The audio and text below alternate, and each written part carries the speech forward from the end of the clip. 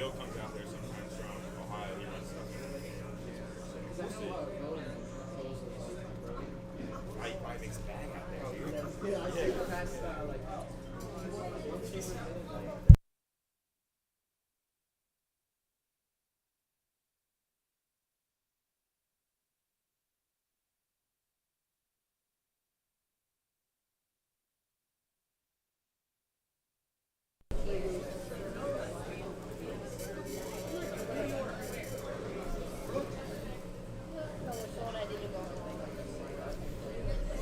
Good evening, PJBT. We are live from Bowlero, Limerick, in Limerick, Pennsylvania, for the 2023 PJBT Invitational Tournament. This is the live streaming finals of this tournament. Bowlers started this afternoon, a little afternoon, after the awards presentation, and walk down the lanes.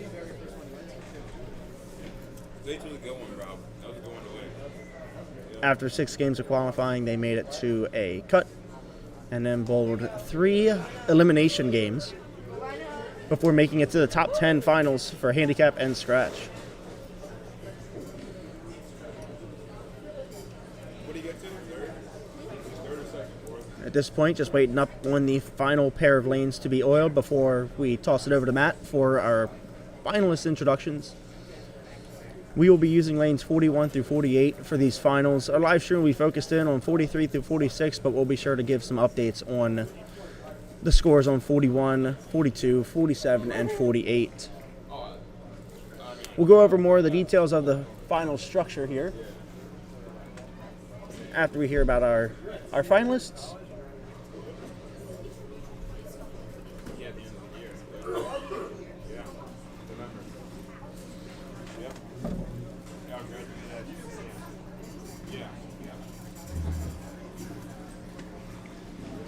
Little introduction here. My name is Nick Rhines. I am a co-tournament director of the Keystone Bowlers Tour, formerly the Buddies Pro Shop Tour, run in conjunction with the PJBT.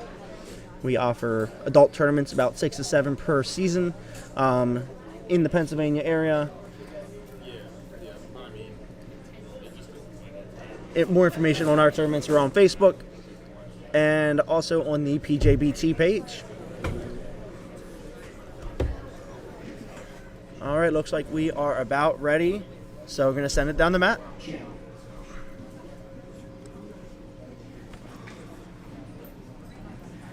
Okay, bowling fans, good evening and welcome to Bowlero Limerick Bowl for the finals of the 24th Annual Added Money Bowling Championships.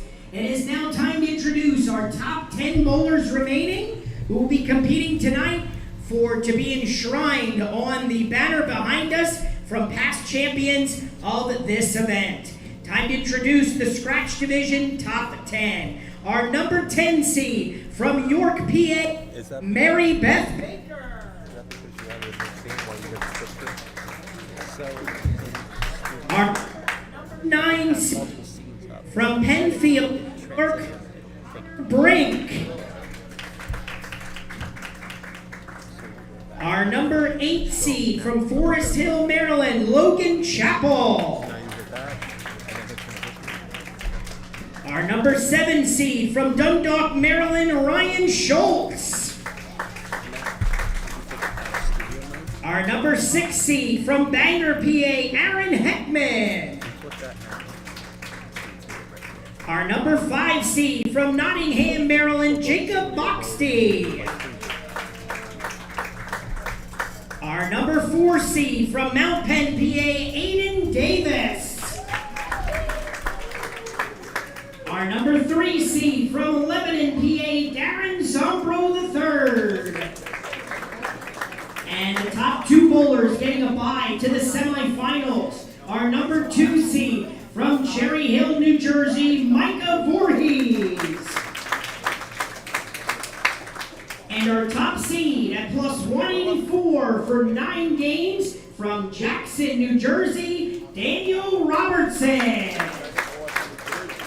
Bowling fans, let's have a nice hand for our 10 scratch finalists for tonight's Added Money Bowling Championship. Championship. And there are your scratch finalists. Let's hear about the handicap.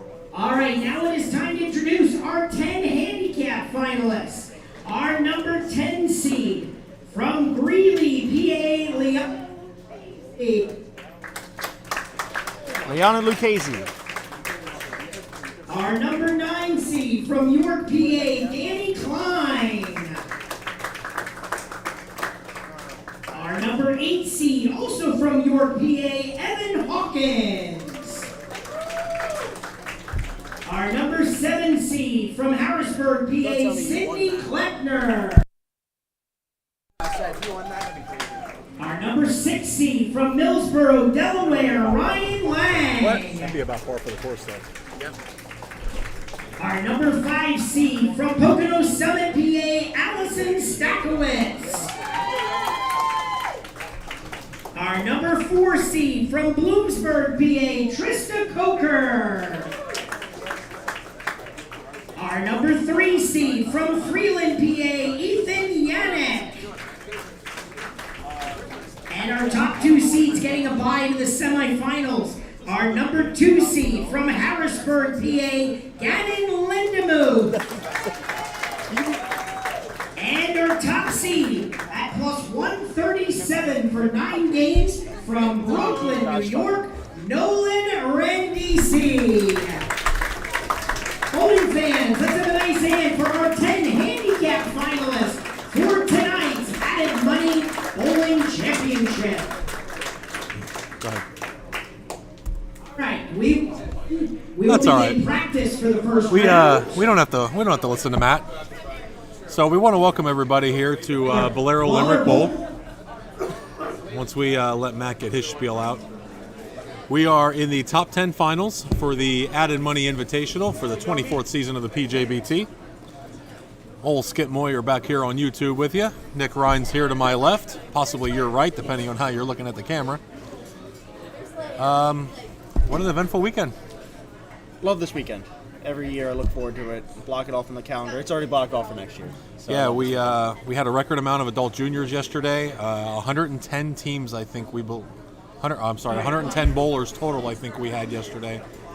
No, 110 teams. Yes, it was 110 teams total between the 12:30 and the 4 o'clock squad. So we certainly thank everybody for coming out. All of our pros we had this year. Of course, Parker Bone, who's here with us all day today.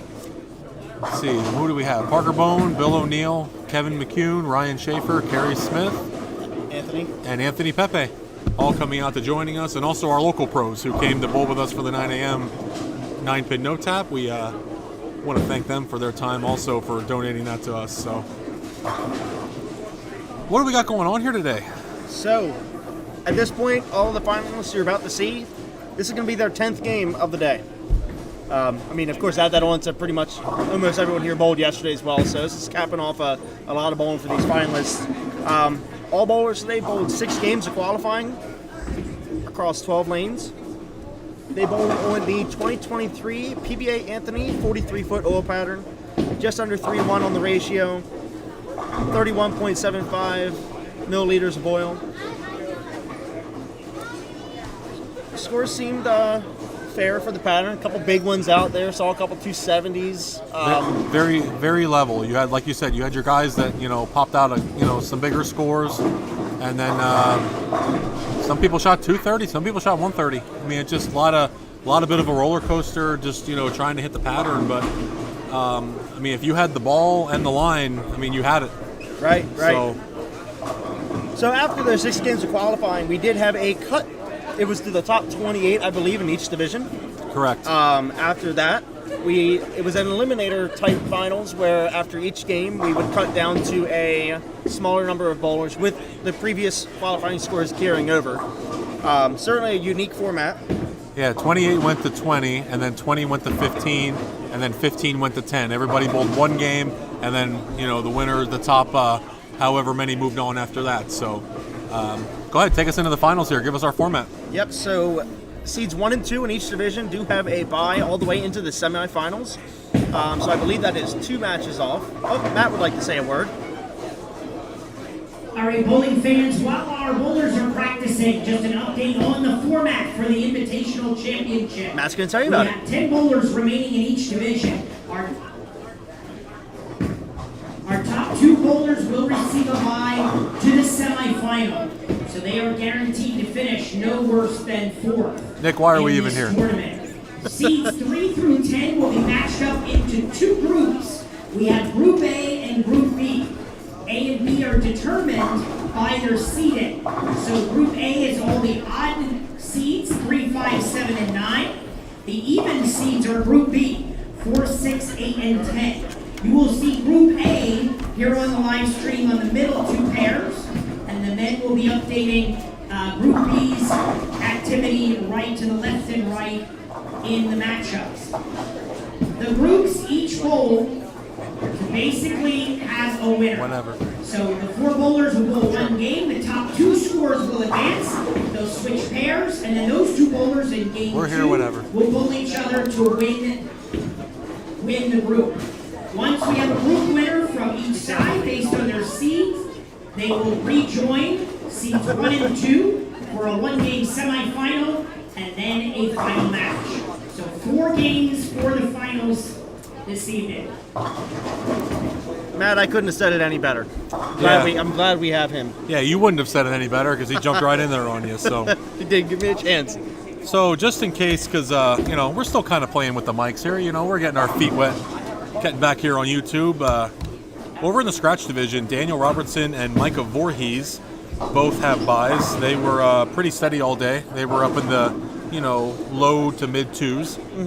Darren. So the match number 1, the A group, will be Darren Zombro III, Jacob Boxty, Ryan Schultz, and Connor Brink taking on each other. The top 2 high scores there will move on. The B group is Aiden Davis, Aaron Heckman, Logan Chappell, and Mary Beth Baker. They are off the screen. They're not off the screen. You can see them. You just can't see all of them, but you'll kind of be able to see what's going on over there in 47 and 8. That is an eliminator style. The top 2 scores move on. They will bowl each other. And then the winner of that match will move on. Lowest seed will bowl Daniel. Highest seed will bowl Micah. Over on the handicap side, same deal. Nolan Randisi and Gannon Lindemuth, your leaders in the handicap division. Kind of the same story with them. They were pretty much hanging right around the top there all day. Match number 1, which you're going to see on the live stream here, they are on 43 and 44, will be Ethan Yannick, Allison Stakowitz, Sydney Kleckner, and Danny Klein. And then the B matches that are on 41 and 42, the B group, will be Trista Coker, Ryan Lang, Evan Hawkins, and Liana Lucchese. And then the same thing for them. Winner, the top 2 scores will move on to bowl each other, and then the winners of those will combine in to bowl Nolan and Gannon on our live stream pairs. And since I know that one of our 42 viewers right now is definitely thinking this, might be asking, where are the gold pins? It's a major. It's, the final event of the year. Usually we see the gold pins out. Well, good reason why. So they're off for the summer. They're off for the summer. They got beat up pretty bad last couple days by Kevin McCune. Yeah, Kevin tried to make a few gold pin 710s last Saturday night. So, but no. So we'll get the gold pins out once we break our finals down to 2 pairs. Just need to be bowling on the same playing field here. So we unfortunately don't have 8 sets of gold pins to use for these. So at this point, we're going to be using the standard pins here at Bowlero Limerick until we are down to 43 to 46, and then we'll throw those gold pins in that we always love to see. Since we have a minute or 2 of downtime here, let's take the opportunity to remind everyone that as this is the final event of season 24, the postseason begins next weekend. We have our Masters tournament. Masters is a 2-day event. We bowl 6 games at Haja Rose Bowl, and then we move to Steel City Bowl and Brews and bowl 6 more. And then after that, the top 16 in each division will move on to Sunday for a bracket final. You can take care of those entries online. And then the following weekend is the Best 2.0 tournament. That is a 2-day event also. We will bowl 5 games in the morning, and then 5 games in the afternoon, or it might be 6. So it's 5 or 6, I don't remember. And then the top so many will come back Sunday morning. One more slight stream note while I'm thinking of it. So we are working around with a new microphone. Hope you all enjoyed the All right, audio. bowling fans, Wait for Matt we here are before I about to finish my begin thought. Group A, Group B's Final 4 match. The top 2 advance to the next round. Give our 16 bowlers a nice round of applause as they begin. As I was saying, you may hear the audio cut in and out if we may have to mute the microphone for whatever reason. That is our only source of audio today. So if you hear that the stream audio does drop out, rest assured we will be back eventually. And most importantly, while you're on that, please feel free to let us know in the comment sections how everything sounds. Yeah. Are we going to be able to adjust it? Probably not today, but we're kicking back on YouTube today, Nick. So We're going to try and get it up to a Bowl TV type. yeah. That's our strive for Bowl TV. We're no Rob Stone or Randy Peterson, but we're going to give it hell today and see what the heck happens. But certainly let us know how we sound coming out here on the mic. We only started using this mic an hour ago, so we would certainly not mind letting you guys letting us know how everything sounds. So sit back, enjoy. We'll give you some slow rundowns here of what's going on across 4 pairs, and let's see, maybe about an hour and a half or so, we're going to crown a champion. Right? Yeah, I was just saying, it's be kind of hard to kind of give you all a play-by-play of pretty much every shot here. We got 16 bowlers. Yeah, every couple frames we'll update the scores here, kind of let you guys know what's going on. If you have a bowler at home that you're tuning in to watch, we will certainly help out and give you guys some updates. We do have the scoreboards up for our featured pairs. They are not awful to read, but it's not bad. We will certainly do what we can to make your streaming pleasure enjoyable. Let's see, we're gonna play around with something here.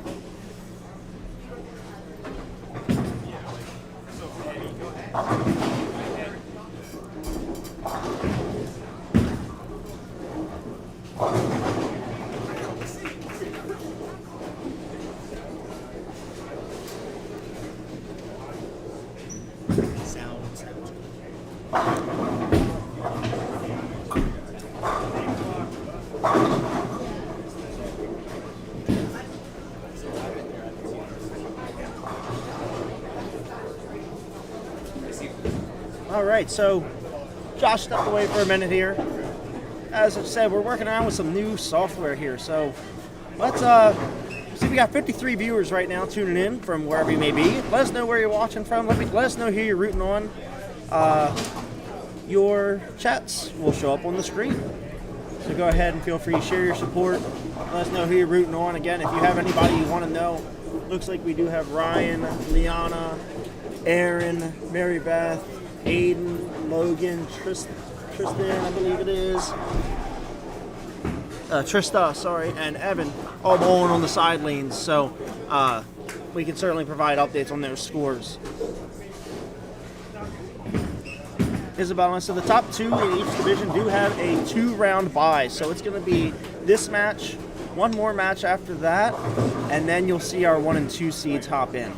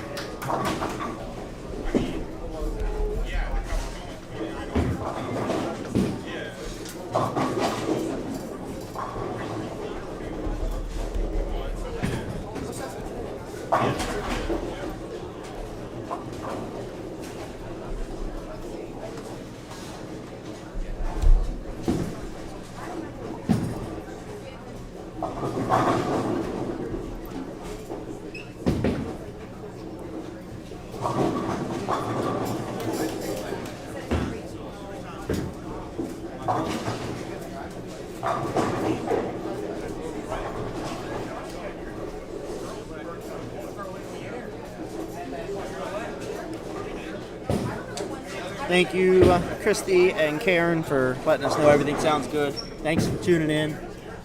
You see Darren up there. He's up on 46 right now. He just left that 7-pin.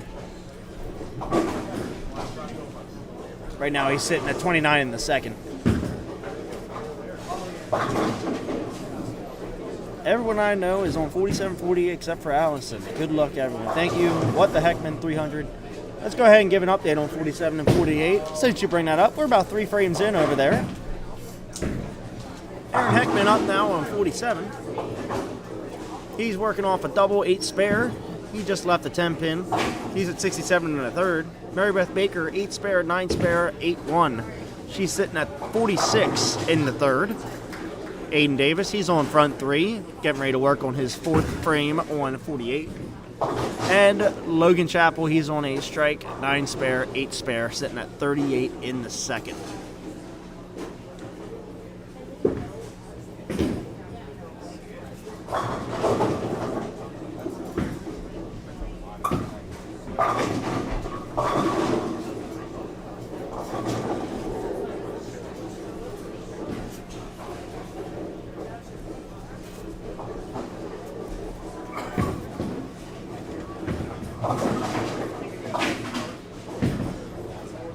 Let's go ahead and give an update on our 41 and 42 pair.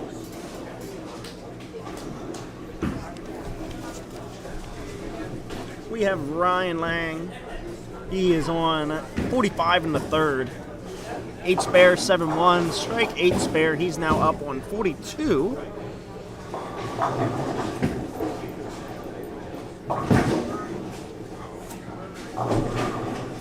Liana Lucchese. She's having a little rough start. Once these animations, I haven't seen the animations all week of our PBA pros, including a few that we have seen this weekend show up every now and then. Maybe we'll see some. But in between those animations, I'll give you an update over there on 41 and 42. Liana, strike, first frame, but 3 splits followed that. 7 split, 8 split, and 7 split. None of those converted. So she's at 45 in the fourth, but with her handicap at 67. Ryan, as I mentioned, 8 spare, 7-1, strike, 8 spare, and a strike in the fifth. He's sitting at 65 in the fourth, 70 with handicap. Trista Kocher, I'm sorry if I mispronounced that. She right now sitting at 35 in the fourth with her handicap is a 70. And Evan, he is at 17 in the second with a double after that, 81 with handicap.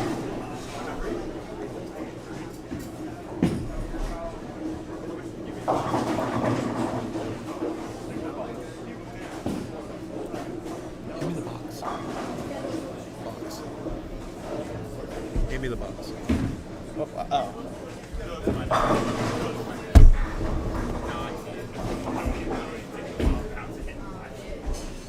I'm up for it now.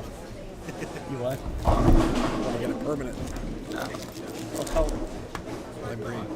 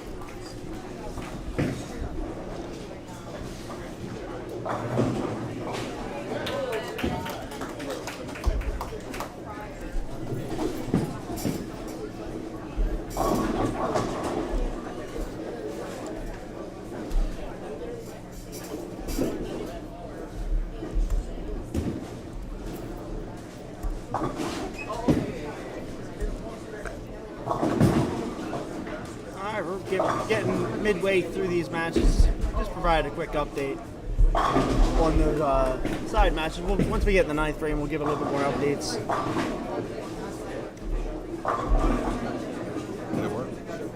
Still downward. I think now maybe a quick little time to maybe recognize a few of our sponsors here. Make this weekend possible every year. Josh, looks like you have a nice little sheet there. Why don't you run through some of the, I'm not sure we can go through all the banners, but if you were here this weekend, you saw, of course, all the banners stretching from lanes 1 to 48. Well, most importantly, we want to thank Bowlero. Bowlero, as you can kind of see, is out there on top of 43 and 44. Bowlero, Mortgage America, Crown Trophy, Brunswick, NDV8, Brunswick, Bowlero and Brunswick, Mortgage America, all those companies, longtime sponsors of ours. So many different pro shops and companies that have helped us along the way. So many. If I named them all, I forget them all before I name them all. So, but all of our sponsorship banners are hanging up here. Bowler Supply, Crown Trophy. I think I said some of those 3 times already, but just appreciate everything that everybody does for us. Yeah, certainly appreciate it. Most of this weekend would not be possible without them. So, always appreciated, not just for this tournament, but for the entire PJBT bowling series as they enter into their 25th year.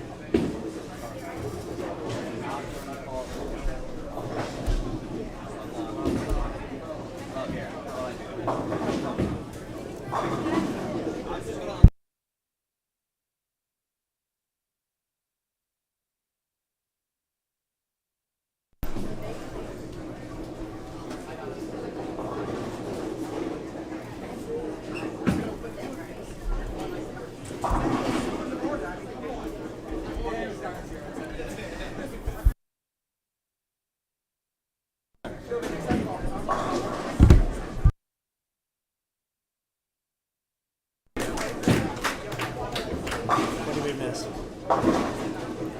Nothing.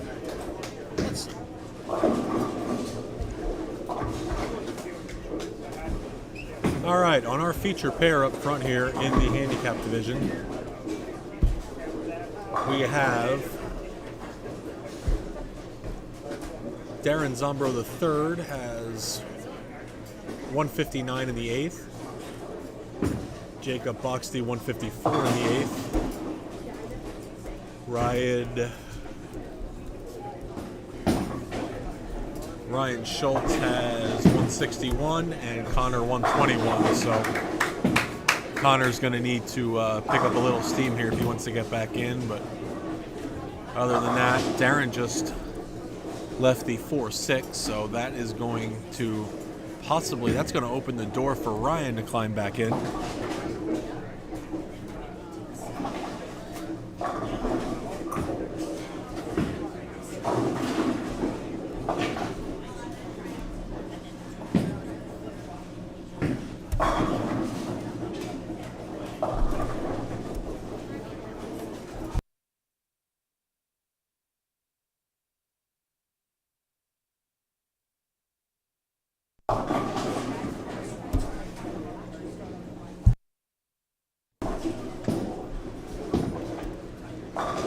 $185 for Darren Zombro in the 9th after that open.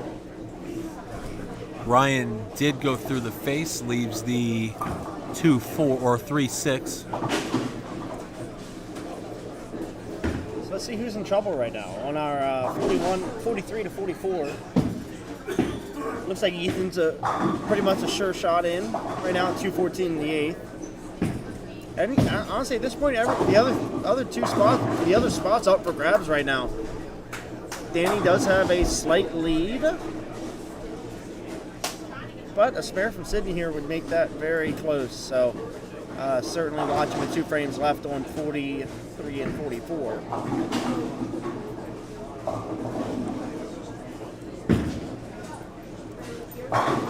Jacob is locked up his spot.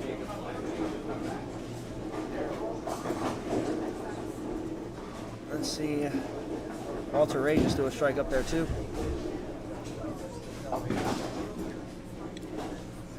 Unfortunately, it looks like Connor might be barring anything crazy here. He can max out at 181. So mathematically, Ryan just needs to keep the ball in the lane. It's supposed to be like that. So right now it's down to Darren and Ryan. I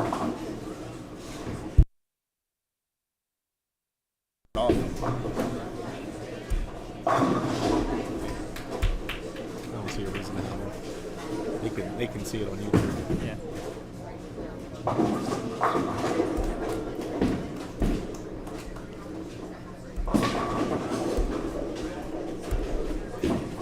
So Darren with 205. Ryan. Jacob Boxty shot 231 there. Connor 2, 3, 4, 5, 6, 7, 8. He will be eliminated. And it looks like Ryan shut out there. Ryan's gonna need Needs 6, 7 to win. I mean, I've seen crazy things happen, but I like let's see here. 6 to tie, 7 to move on the next 2 shots. And 10 back for Ryan Schultz. So that 4-6 certainly came into play there.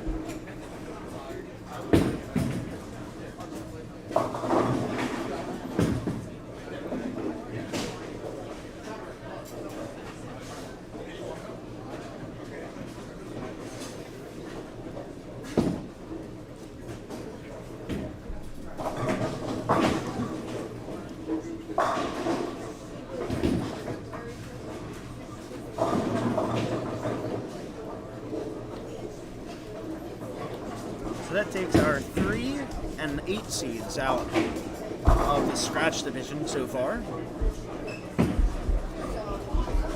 Let's take a look. Looks like we got 41 and 42 finishing up next.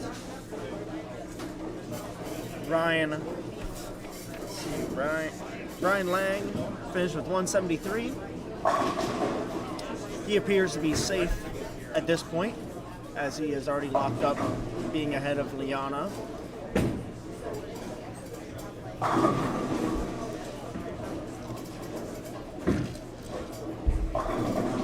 graphics make it a little hard sometimes. And yeah, he has locked it up over Trista as well. So Ryan will be in the next round. Evan Hawkins also appears.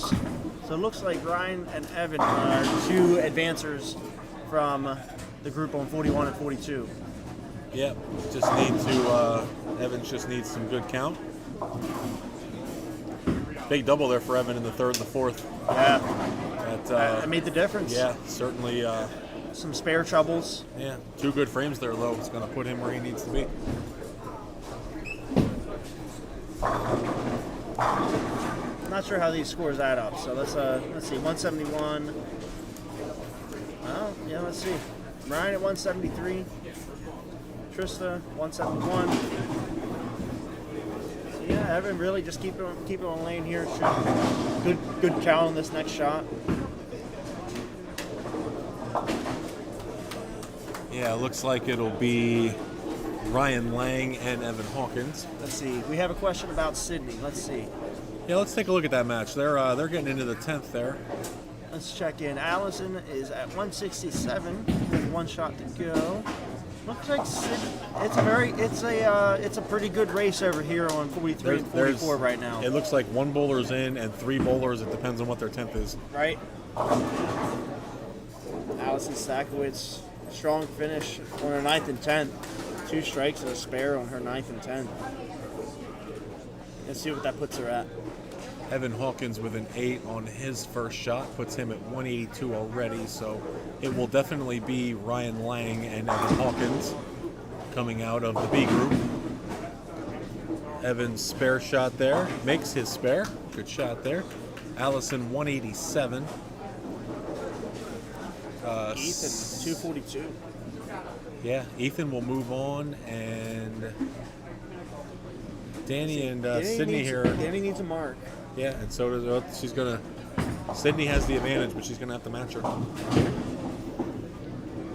So Sydney at this point, for Isabella watching, she's at 183 right now on an open.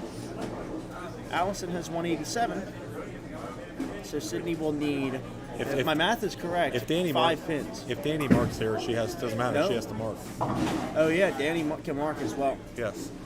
Yeah, if Danny makes her spare, then it's going to make life a little harder. Let's see, here comes a spare shot for Danny. Looks good. She just did not get the 7. Wow. That was a perfect shot. It looked really good going down. Sydney, I believe, needs 4. And that is a 5 pin. And that'll be good enough. What a match on all the pairs. It came down in 10th frame, really, to see who was going to make it on. Yeah. That'll put Sydney in the 190. She's 192 regardless, so it will be Ethan Yannick. Is that 9 count in the... It is not, because she had 183 before she bowled. Gotcha. Yeah, some of these systems I don't understand sometimes. She makes her spare, though, so that gives her 193. It should, anyway. After Tom Daugherty throws his spare. Yeah, she threw it just like Tom Daugherty.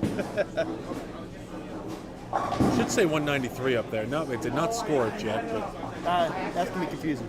she Especially is for the handicap side. She is at 193, though, so we're good there.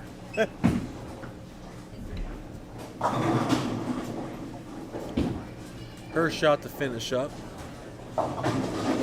6 pins 6. there. Should give her $1.99. If I'm right. Let's see if we scored correctly in our minds.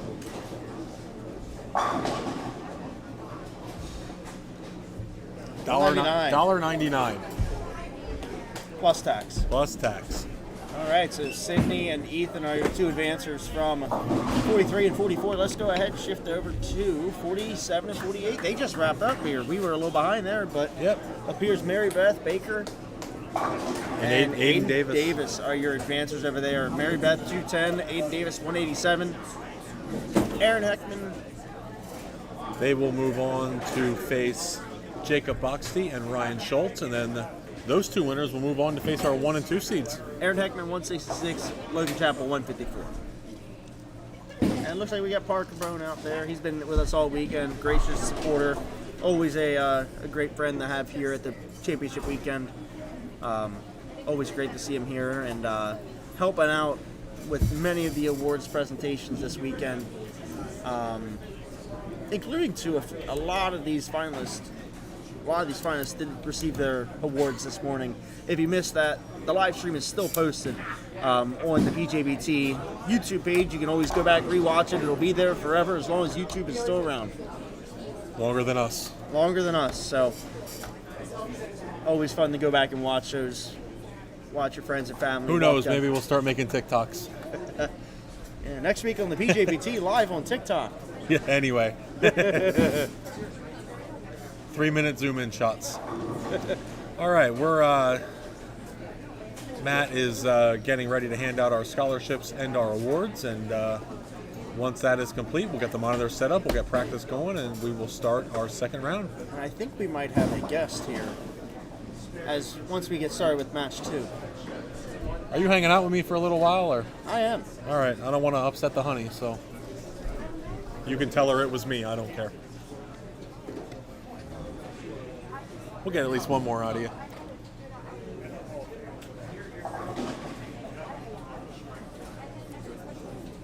Can't go wrong bringing in a Hall of Famer to the broadcast. No. Viewership goes up. 79 viewers right now. Yeah, we appreciate every single one of you. If you guys don't watch, we have no reason.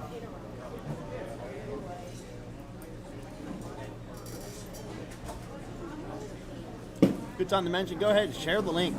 Share the link across your Facebook, Twitter, text it to your friends. Instagram, postcard, whatever you got to do to TikTok. Whatever you got to do. DM it to your favorite influencers. Maybe we'll get some famous Instagram influencers. Call your friends, call your enemies. Call Yeah. people you haven't seen in a while. This will give you something to talk about. Yeah.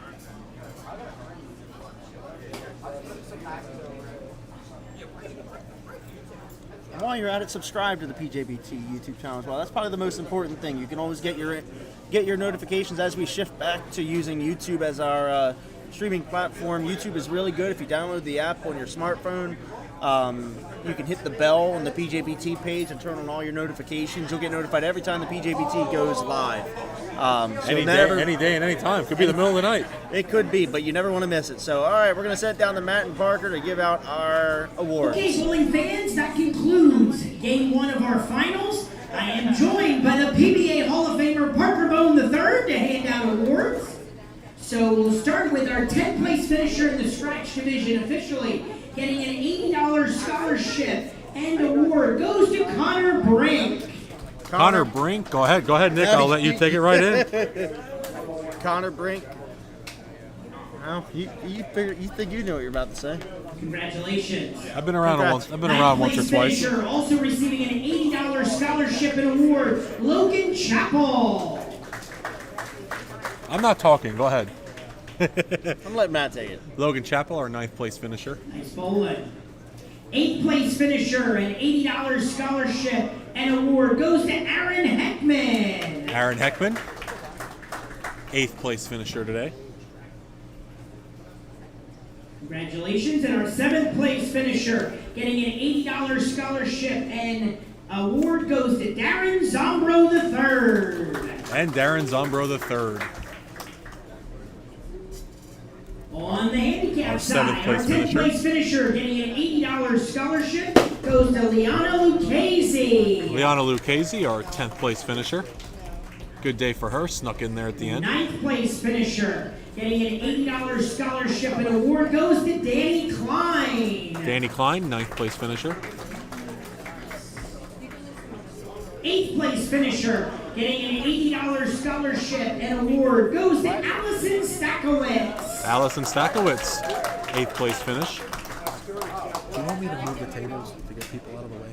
And officially our 7th place finisher getting an $80 scholarship and award goes to Trista Coker. Trista Coker, your 7th place finisher today. All these bowlers now, the top 10 in each division. Okay, Everyone guaranteed to round cash. 2, we'll have single matches to determine our Group A and Group B winners. Practice will begin in a moment.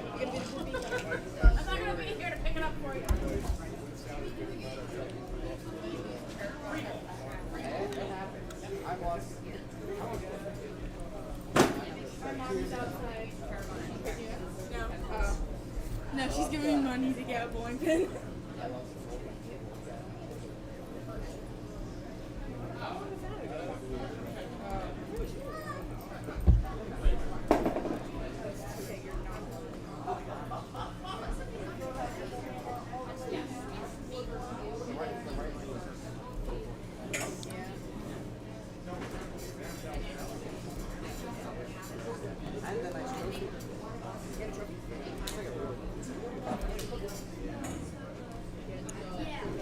All right, we're going to.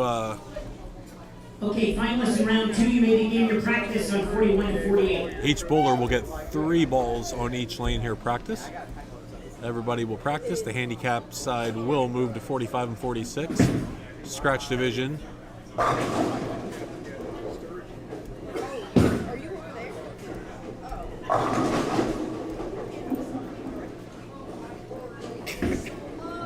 Okay, we are actually using all 4 pairs. Okay, that is great news, Nick. It is. I'm ready to get down to 2 pairs. Yep. While we got the time here, more practice, let's go ahead and give a little insight to our pattern that we were using today. That looks like a whole bunch of mush. It's a lot of mush. Yeah, 43-foot pattern. 18 mils forward oil. 50 units of oil per board. That's more than's in my truck. All right, I am gonna send my wife home, and then I'll be back. All right, I'll hold down the fort here, John. Why don't you go over the pattern, Nick? Let's do it. All right, so this is the 2023 PBA Anthony 43-foot, as Josh had mentioned, 31.7 mils of oil. So certainly on the heavier side. Definitely flatter, 2.73 to 1 on the outsides.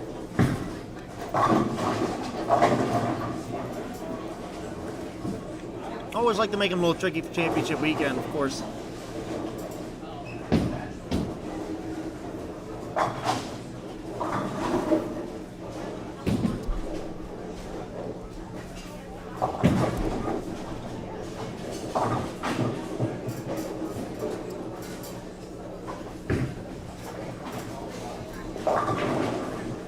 Of course, as Josh mentioned, we're down to our 8 finalists, so a little bit quicker matches here, going across the 4 lanes. After this match, we will then see our first and second seeds from each division. The handicap side, Nolan Brand, DC, Gannon, Linda Muth, and on the scratch side, Daniel Robertson and Michael Voorhees.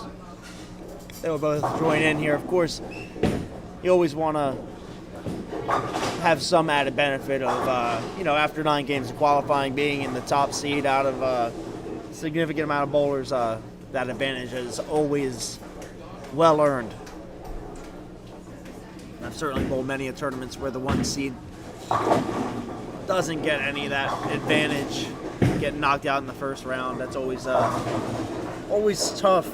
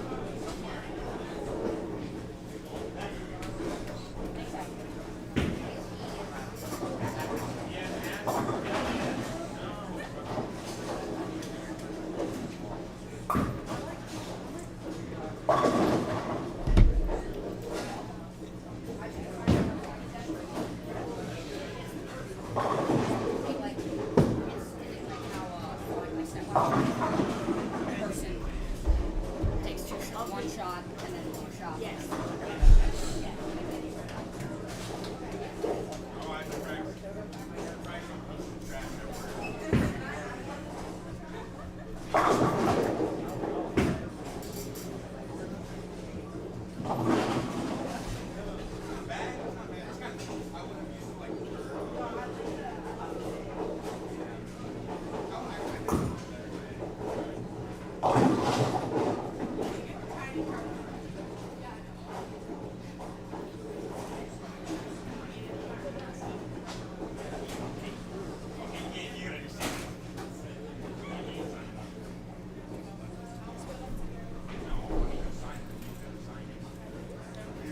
So we're wrapping up our practice here for our group finals for groups A and B in the scratch and handicap.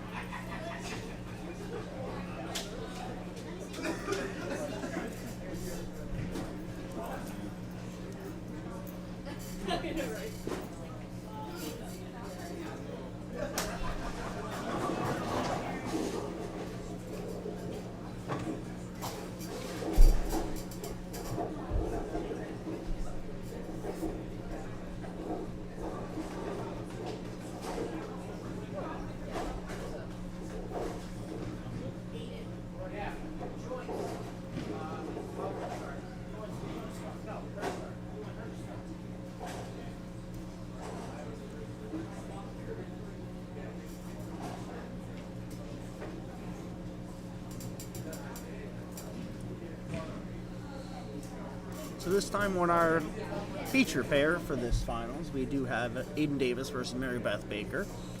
Aiden has elected that Mary Beth will start first.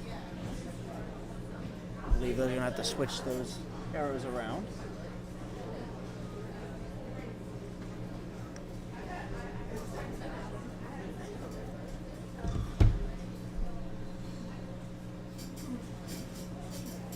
All right, those have been switched. That's fine.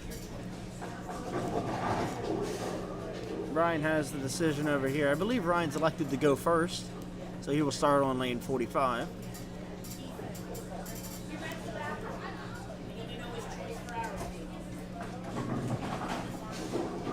And waiting on Ethan, so he's waiting on him to get back so we can find out if he wants to start first.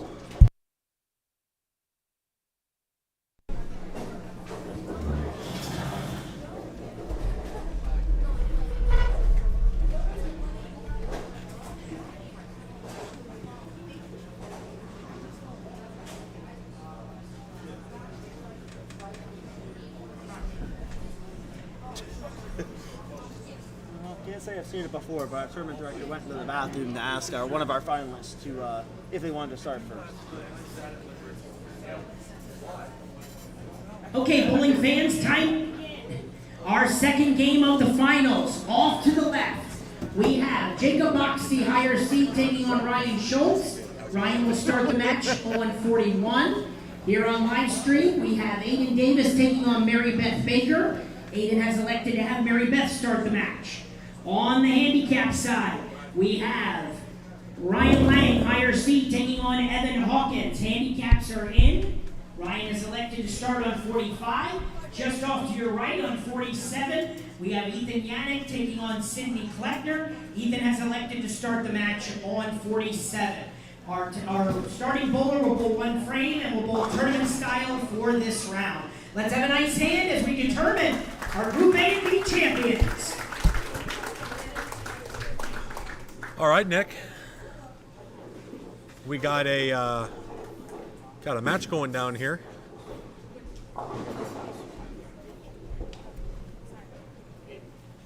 Yeah, it can be exciting.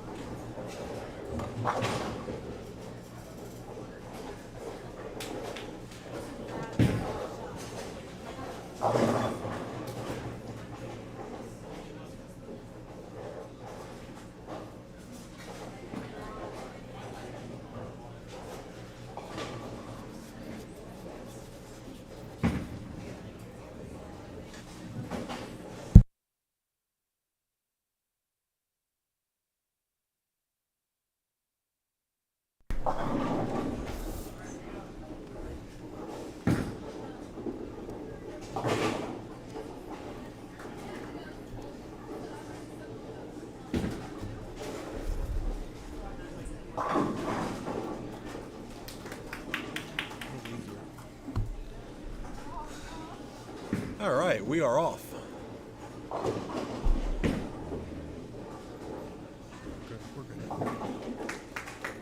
Aiden Davis, Mary Beth, Ryan all start off with strikes.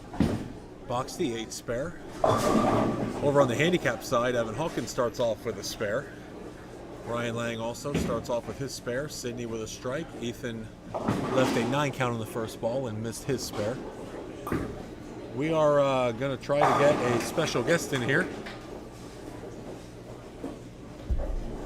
as soon as he grabs his hot coffee.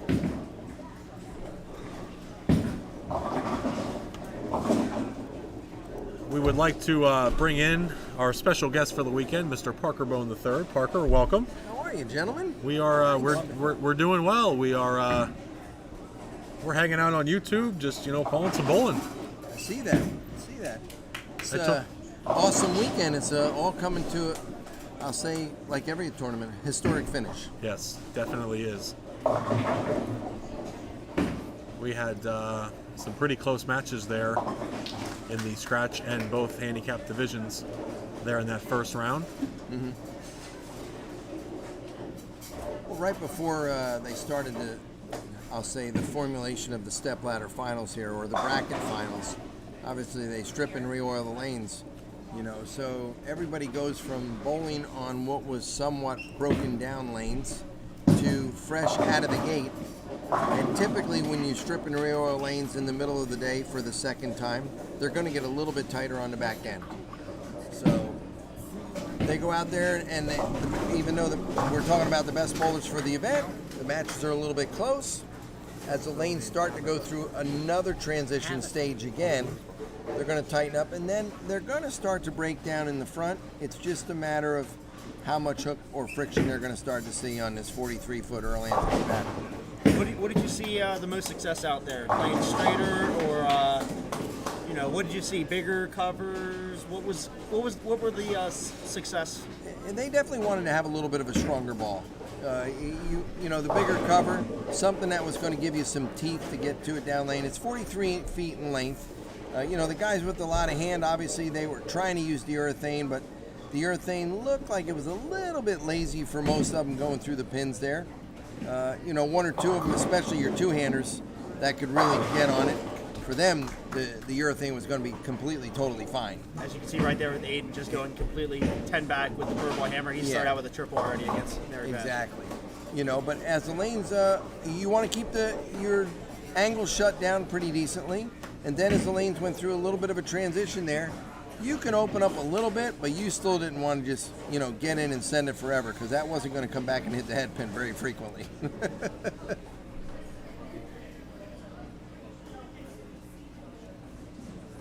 What happened? We are 3 frames in to our matches here. Giving 4-pair courtesy right now, it looks like. I wonder whether there were no shots going down the lane. 4-bagger for Aiden. Aiden's playing pretty good up the lane right now. Mary Beth, though, is certainly not letting him get away. She started off with a double and a spare. Mary Beth may be the only lady in the scratch side, but all of these scratch bowlers know exactly who Mary Beth Baker is. Yes, they do. I was shocked. I heard over the awards ceremony she made a 7-10 split. I think I remember seeing that on Facebook. She made a 7-10 split in a PJBT event this year. So certainly nothing I can add to my resume. There's not many ladies that can actually say that they've covered the 7-10. So that right there, we all know that every bowling facility has its own little demeanor coming out of the pit. But she can put some mustard on it. That ball there came in a little light around the head pin, leaves the 2-pin. Go ahead and check in on Ethan and Sydney over here on 45 and 47 and 48. We got a little bit of a scoring issue. We're waiting for Ethan to, I think we have a little bit of an issue that we got to call down back, so we'll be a little postponed there. Good time to check in on 41 and 42. Then we got Ryan Schultz and Jacob Boxty. Right now, Ryan Schultz up on 42. You can see it in the corner of your screen still. I don't think he likes that shot. Not at all. And he Not struck. at all. He hated like it. Yeah, and they all just fell down. I think he just snowplowed that one.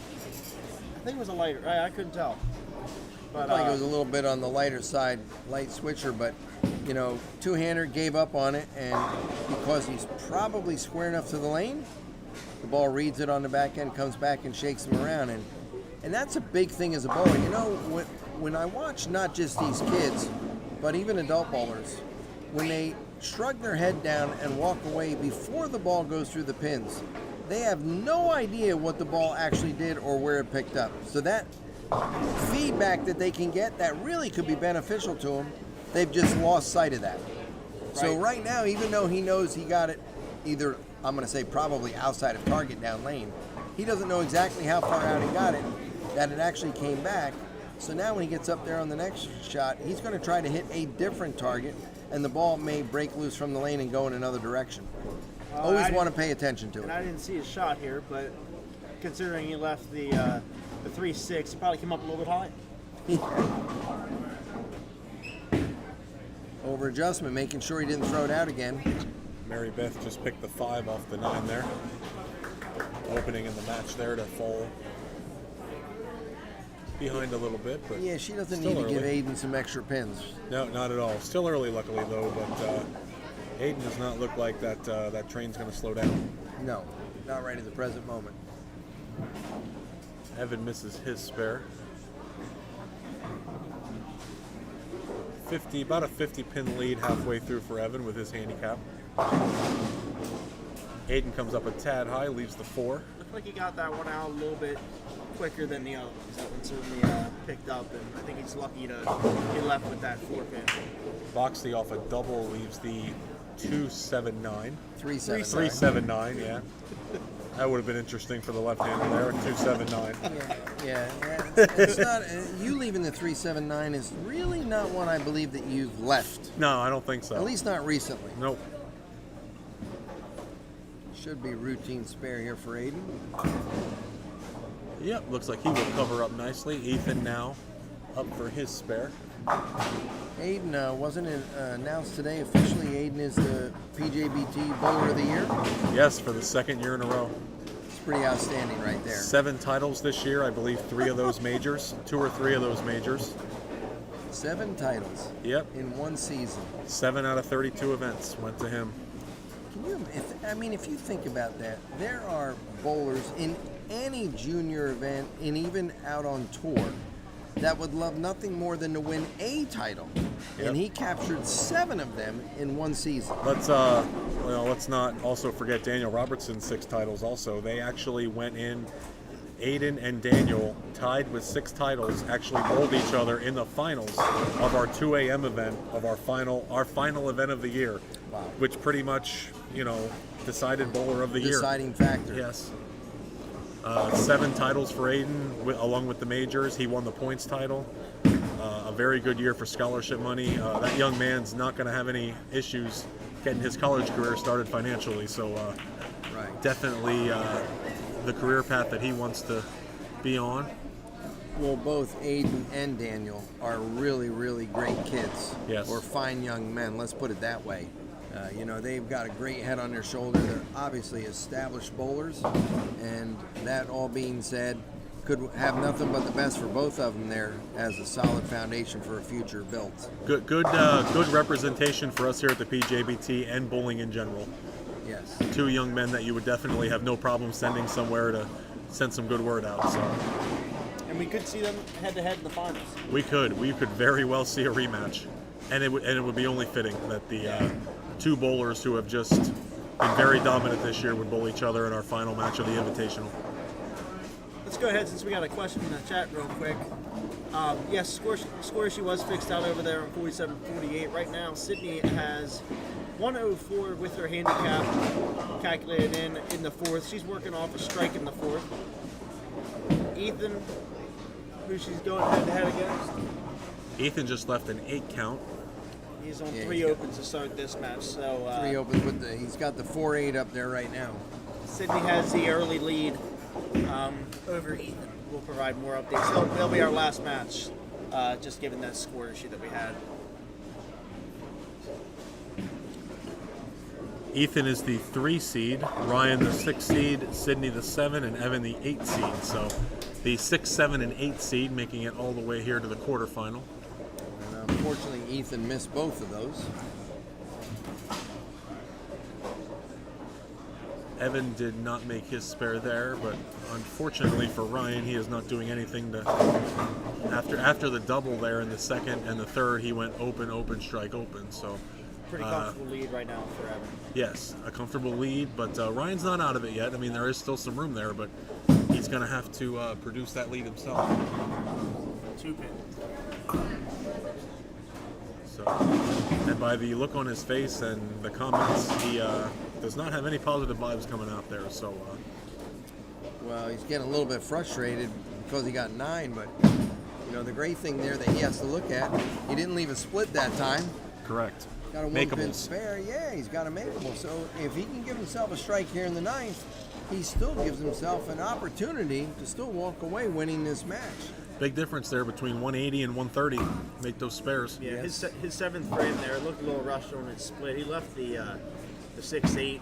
Well, it looked like a really good. You know, you leave a 6-8, you just barely came up high, and unfortunately Yeah. couldn't get that 8 out. So he was definitely a little flustered and kind of rushed up on that spare as well. I mean, But this is essentially a must strike here for Ryan. Balls away there. Comes up a little high, leaves the 4. Another makeable spare here. Clean it up. Yeah, he's got a makeable spare, but now he's going to need some pin count help. yeah, So, never know. It is the handicap side, so Yes. anything could happen. But Evan looks like he's pretty much around that 1 in the front the vast majority of the time. Aiden with another strike on 43. It looks like any of the shots that he's coming up high on, he's kind of getting a little bit more angle off the hand. That one was much more up the lane. So it seems like that's where he's finding his success right now. Yeah, the bowlers that see the lane going up the lane seem to really see this pattern fairly decent, especially when they're fresh. Yep. Okay? And if they keep that mindset going forward, you know, not knowing what's going to be, the next pair is going to be like when they get there, but if they keep that mindset going forward, keeping the lane closed down, they're going to find out that their ball is going to respect the lane and have a really good opportunity of getting to the pocket that they're trying to get to. Let's check in now on 41 and 42. We have a pretty close match here. Ryan Schultz and Jake Boxley. Ryan with 141 in the 8th. 132 for Jacob in the 8th. So, like you said there, less than 10 pins. Mary Beth leaves the solid 9 pin. Yeah, that solid 9 pretty much signed, sealed, and delivered this match going to Aiden for sure. Yeah. Valiant effort. A lot of good shots from Mary Beth this match. Ryan over there on 41 leaves the Greek church.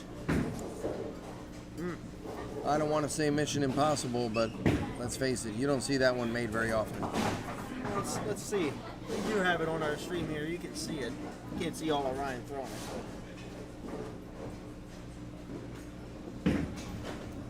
He doesn't like that. Well, essentially, he just went open in the 8th, open in the 9th, and he's trying to literally hand the match right back over to Jacob. Evan just left the 10 pin. I think that's going to be enough. Ryan can strike out for 185. Yep, Evan has 188 already. So Evan Hawkins will win our match here on 45 and 46. That little man is chugging along all day long. Yep. Aiden locks up with the strike in the 9th. He's locked up that Yep, match. Aiden will win that match. The 2 end pair matches, though, are still open. Jacob Boxley almost leaves the Greek church as well. He gets the 10 out, but we still have a match over here. Yes, we There's a do. definite match there on 41 and 42. Yeah, Ryan opens in the 9th. Jacob with the opportunity to get up there and slam the door, just gives it right back. That is going to be about a 6 or 7 pin match over there. Ethan just opened. He has 55 in the 6th, 110 with his handicap. So 110 in the 6th. Sydney. Yeah, Ethan's down quite a bit. I know there's still 4 frames left, but you know, anything could realistically still happen in that match with 4 frames, but he's got to get on board and give himself a couple of marks to give himself an opportunity. Jake, I mean, we'll see what happens here in this 10th, but Boxley just took 1 off of the 4-7-8 out of that Greek church on a strike, so there's 4 pins right there left out on the table. That's a lot of pins. That's a lot of pins to leave on the table, especially when you look right now, he's losing the match. I could have put him up by. I could have. He could be up by 2, and instead he's down by 2. Going into the 10th frame? Oh my God. I'm not sure if he was trying to make it or not. I mean, if you're gonna make that, you gotta. I think the chances are higher when you're going to the 2. From what I've seen, if you go for the 2, you have a better chance of taking out that. You do, but in his case, he didn't have the 10 pin. No, he only had the 1. So. I mean, what he's supposed to look at, he's supposed to try to just get 3. And don't get me wrong, he could chop and get 2, but at least then the match is even.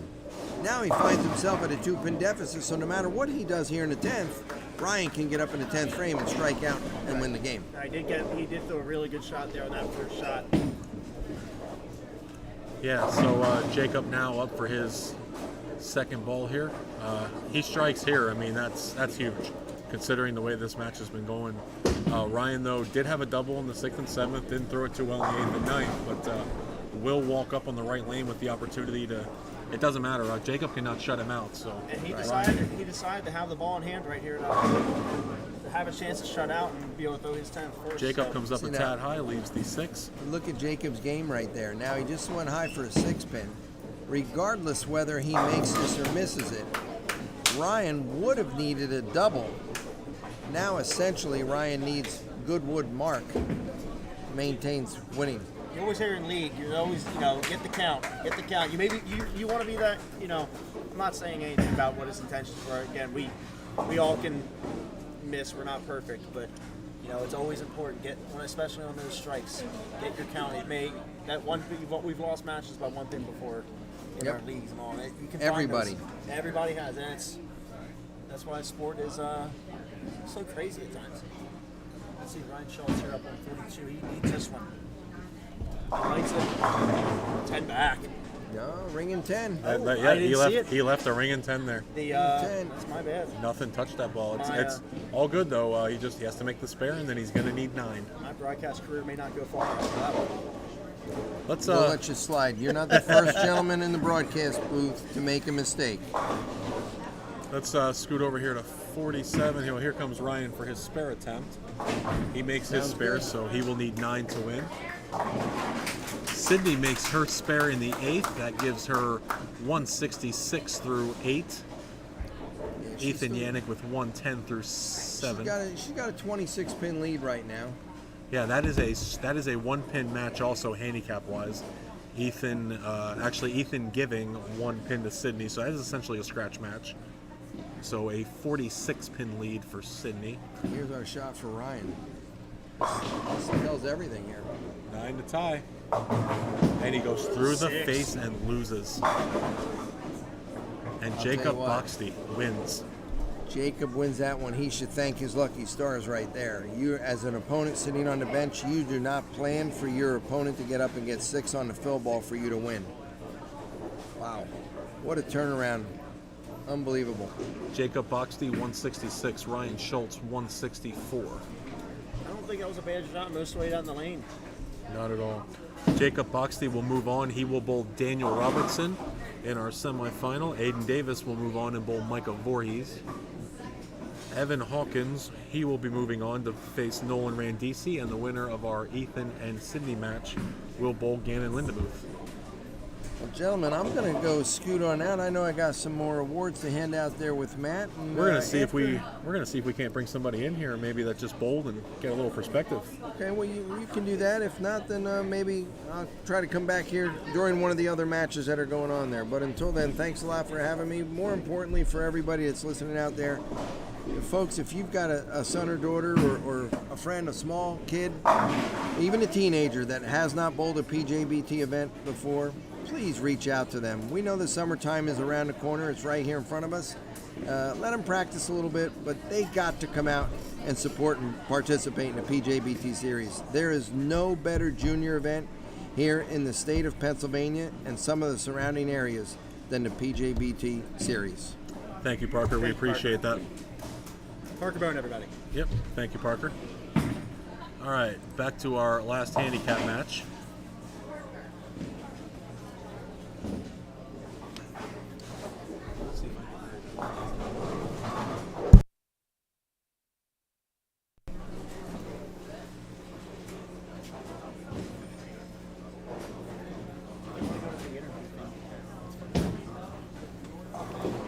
All right, we are moving into the 10th frame here of our handicap match.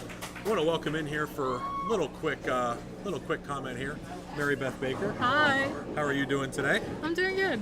Just want to get a perspective of somebody that was out there. Just kind of tell us what you're seeing out there. Some pairs, like your pair, look pretty good, and Yeah. then we see the pair on 41 and 2. They just look Yeah, brutal. that was tough to watch. After they re-oiled, they got really tight, like really tight.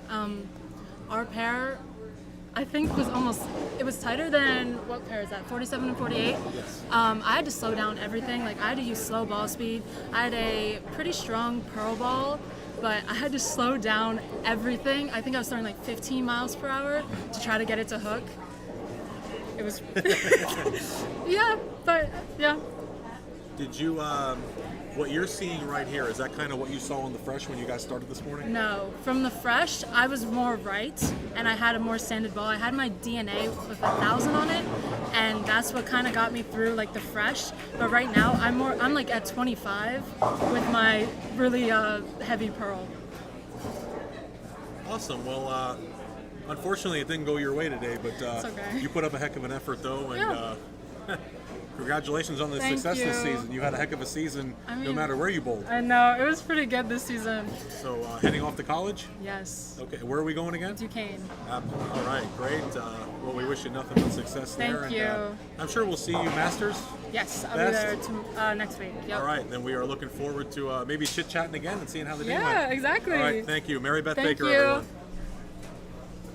All right, thank you to Mary Beth there for sitting in with us. Sydney Klechter, 191. Ethan Yannick, 153. So Sydney will move on. Sydney will move on to bowl again in Lindemuth. So just to give you a straight rundown, over on our first pair, Jacob Boxley, 166. Ryan Schultz, 164. Hayden Davis, as soon as the graphics reset here, 259. Mary Beth Baker, 200. Evan Hawkins, 197. Ryan Lang, 162. Sydney Klechter, 191. Ethan Yannick, 153. We will get the awards together here. We'll have Matt and Parker hand everything out. The gold pins are being put in from 43 to 46 as we speak. And we will get to the semifinals. All matches will be straight here on the live stream, so you will be able to see everything. There will be no matches off camera. And we will be right back. You are watching the PJBT 2023 Added Money Championship back on Facebook. Or YouTube. Holy crap. Delete. You are watching the Invitational on YouTube. We'll be right back, everybody.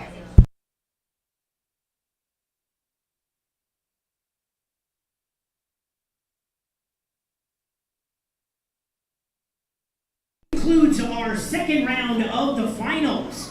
Officially finished in 6th in the scratch division, getting a $125 scholarship and 6th place scratch award goes to Mary Beth Baker. 6th place, Mary Beth Baker on the scratch side.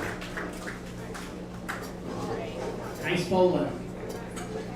And officially our 5th place finisher in the scratch division, getting a $125 scholarship and 5th place award goes to Ryan Schultz.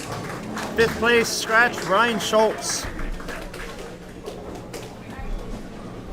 Officially our 6th place finisher in the handicap division, getting a $125 scholarship award goes to Ryan Lang. 6th place on the handicap, Ryan Lang.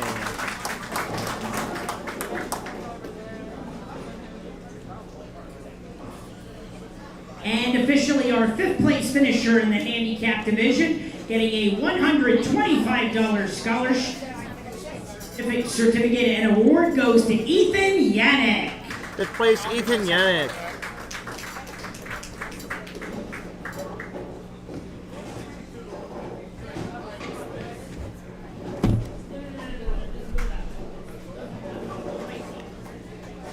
Okay, so our matchups for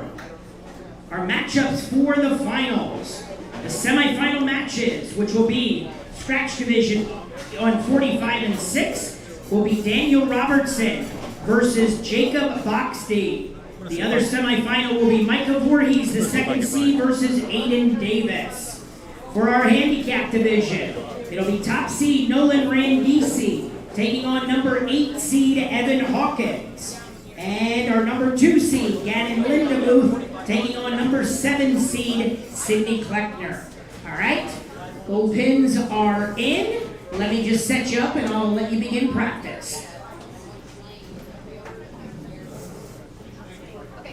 Where do you want to sit? You want Ryan to sit in the middle? Doesn't matter. You guys in the middle, Ryan. You want to put the interview on or? All right, as we get ready to start practice here, bringing in our one of our top finishers here, Ryan Schultz. Ryan, just want to bring you in after your match over there. That was brutal. Yeah. That pair stunk. That's what I can say on YouTube. Just want to get your perspective. Just kind of, we talked to Mary Beth earlier. She kind of just, everything seemed completely different over here on the fresh. And she said what you guys started on. Just kind of give us what you saw out there. They were way tighter. I could not get my ball to pick up at all. The throw is super slow. And then that pair, I hit that pair game 8, I think it was, and it was really weird. Like that game, 42 hooked about an arrow less, and then 41 I couldn't get the 10 out. So my ball was just not hitting. That was kind of the same thing that Mary Beth was telling us too. Much different than what you bowled on down here on the. I think you were on 47 and 8 the first time, correct? Or were you on the pair in front of us here? I was on 45 and 46. Okay, definitely much different, I would assume. I mean, okay. a little bit, but they were. I threw a ball with less surface. Okay. I threw an RSTX3, so I wanted a little more shape. Yeah, just you guys had a good match. It just low scoring and just spares definitely came into play there. But Yeah. Regardless, just not a bad season for you either here. Picked up the win at ABC North. Had a big day. Yeah. You almost set the 5-game scoring record. Shot 300 and 857. 37. Okay, 37? final 4, you may begin your 57 would have practice. been nice. Yeah. But hey, we won't complain. But anyway, congratulations. Thanks for Thank you. joining us, and safe travels home. All right, Ryan Schultz, everybody.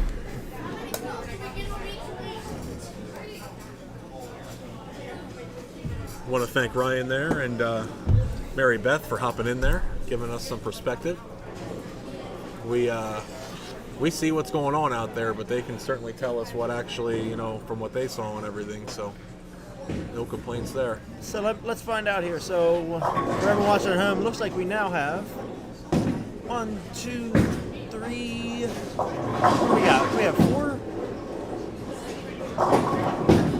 So we have the 2 winners of each. No, how do we? Shouldn't we have 3 on each side? We will have 2 matches on both sides. 4 bowlers. Okay, I only saw 3 on that left side. Okay. So we have our winners of each group. Yeah, we have Gannon Lindemuth taking on Sydney Kleckner, and then Evan Hawkins taking on Nolan Randisi. That match will be on 43 and 44. So it's not a survive. It's not an eliminator. It's head to head. This is head to head. Yes, they are bowling Okay. each other. Yes, and these winners will now bowl each other. And then over on the scratch side, we have Daniel Robertson taking on Aiden Davis. Oh, I'm sorry, Connor. No, hold on. Let me reset there for a second. We have Jacob Boxty taking on Daniel Robertson, and Micah Voorhees taking on Aiden Davis. And then the winners of those matches will bowl each other to find out who our champion is this year. Certainly a unique format. I like it. When I bowl, I like to do. Sometimes a standard top 5 step ladder is pretty cool. It gets done a little quicker, but certainly when you're bowling for a major title and the amount of money, I think you got to earn it. So.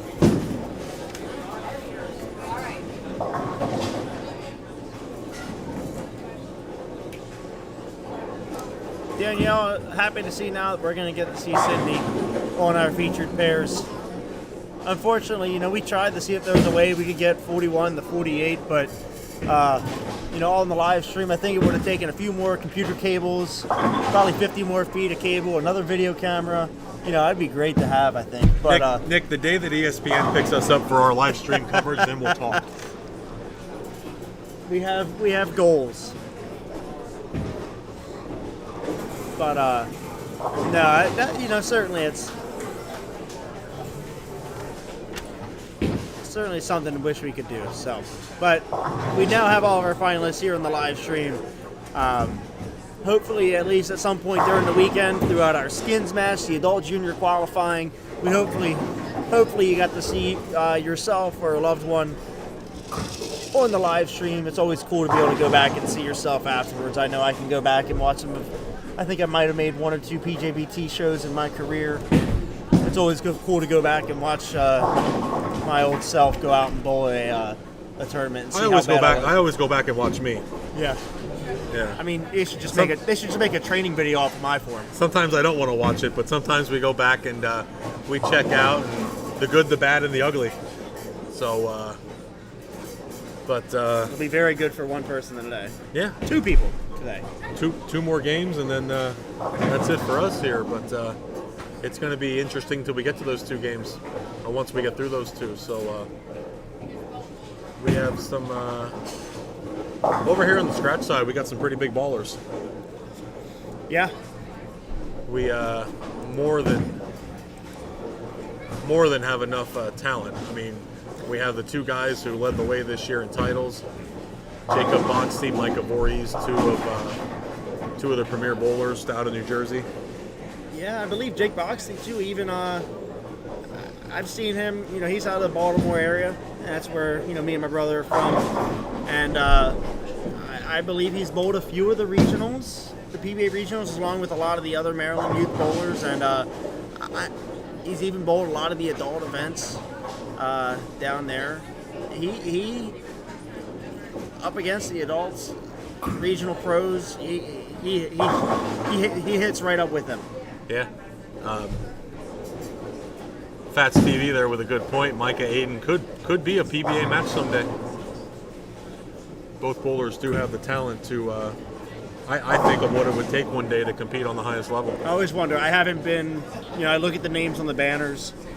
I go down, I see some familiar faces of people that I'm bowling against today, in the adults events.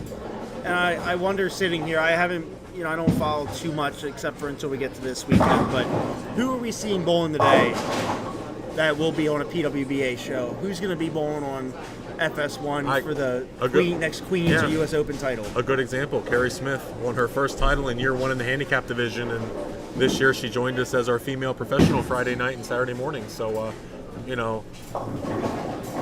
you see, and it's, just a couple weeks ago on the college championship, 3 or 4 bowlers that you saw either sitting in the crowd that bowled that week or even on the show. I mean, Anthony Mastriani was on the show a couple weeks ago, and kids that have bowled with us here and have started out bowling at this level, finding success. And that's people ask us why we put the harder patterns down. This is where we learn how to perfect our craft of what we're doing. Exactly. So Parker's endorsement certainly holds true. It's get your kids out here. If you can make a PJBT event, it certainly can prepare you for that next level as you go into high school bowling, college bowling. Yes. And if you want to make it to that next level in the regional or national tours. And the especially around here in the Reading area, we have a long-standing success rate of high school bowling. So. And if you ever age, and once you age out of the PJBT, the Keystone Bowler Store is a great next option for York, Harrisburg area adult events. You don't have to necessarily pay the PBA entry fee rates. Let's not forget. I mean, our youth bowlers, if they do want to challenge themselves, they can bowl the KBT now. They can, and their scholarship money that they can win in that will go right into their MAPS account.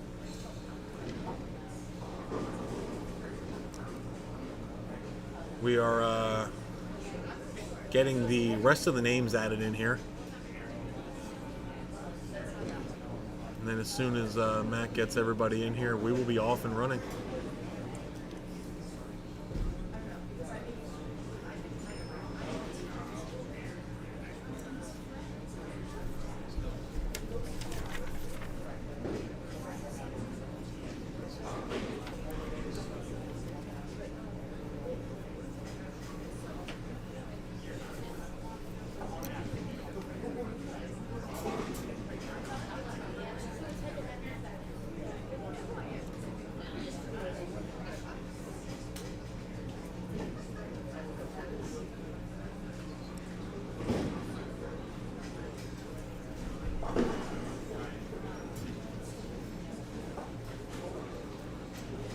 So since I know we mentioned they're changing in the gold pins, I personally have never bowled on the gold pins.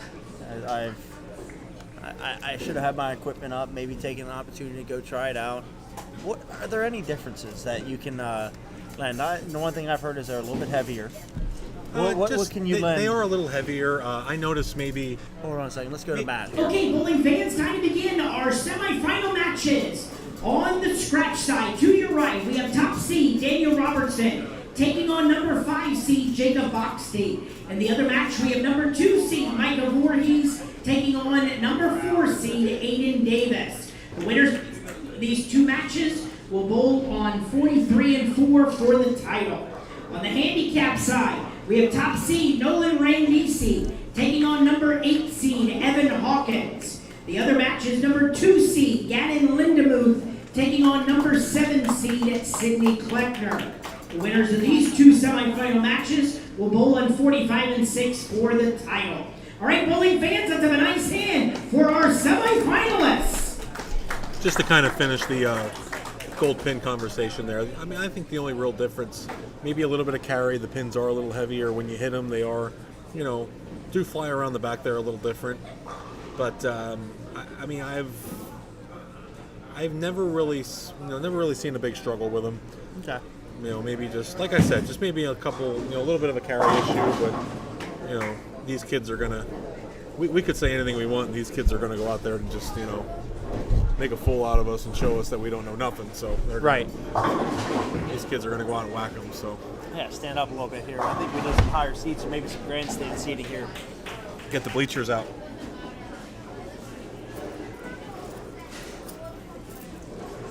Maybe I could procure us some high top tables.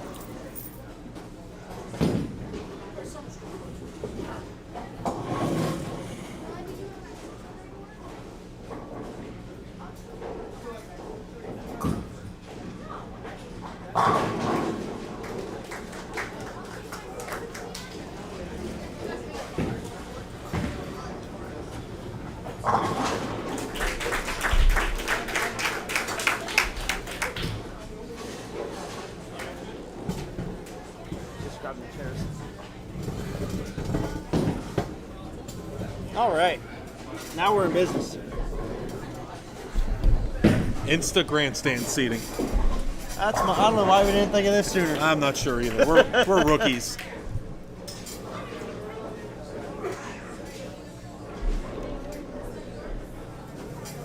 All right, Robertson starts off with a spare.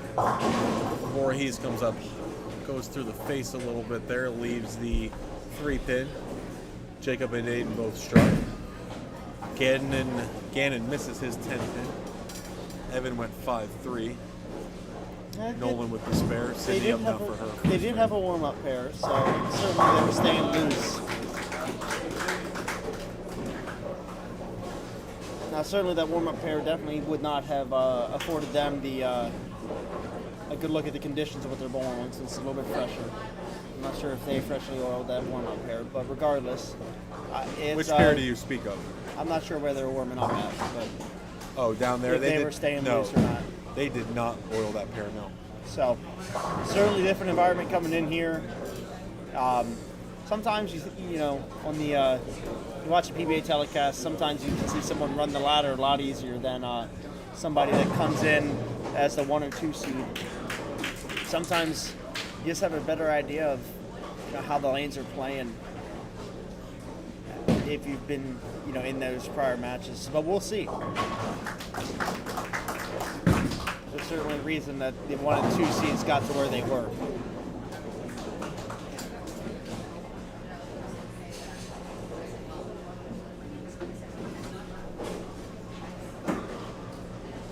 Nolan up now for his spare shot.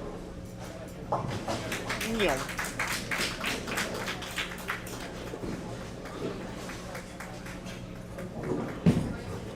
I think I remember watching him bowl. Was it him and his sister at the Danny Wiseman Yes.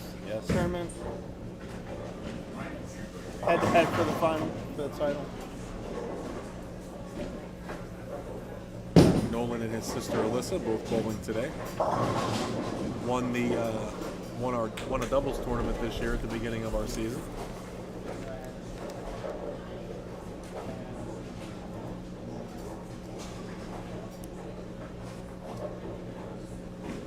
Jacob started off with a double. Aiden up now looking for a double also.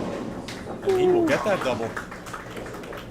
You can get it looks like with this urethane, you can get it out to the gutter. It's going to come back, but you can't get it out there to her. I mean, that's just urethane for you, but it's just very peculiar. I think being two-handed certainly lends a helping hand on that.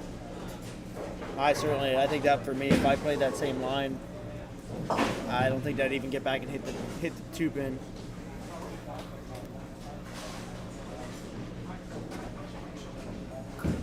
Robertson up now looking for a double of his own in the third frame.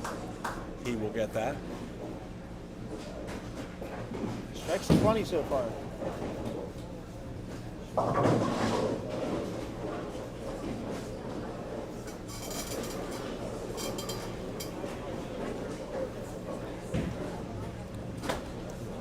All right, guys.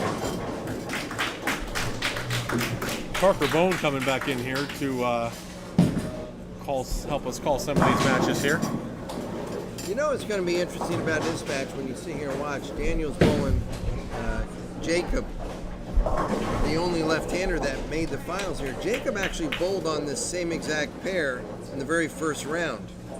So it's either going to be all beneficial to him as he set up the pair himself, or with him throwing that urethane ball, the back end could start to get a little tight for him. But looking at the way he's playing the lane, he's been playing it up the lane, I'm going to say he's setting himself up good.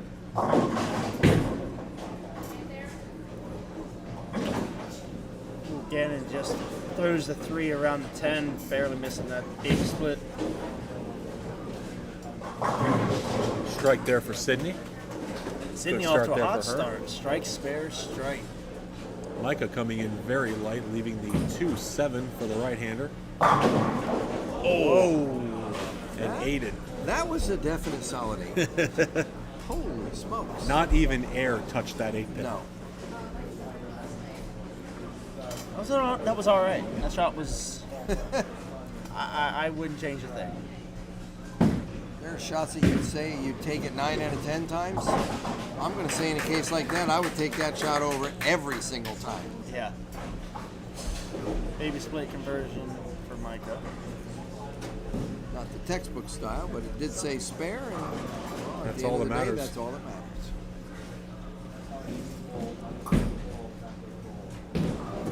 Aiden makes his spare. Nolan up now on 44. 10 back. Yeah, man. What a start for Nolan. Off to a hot start. I'll tell you what, I laugh when I look at Nolan.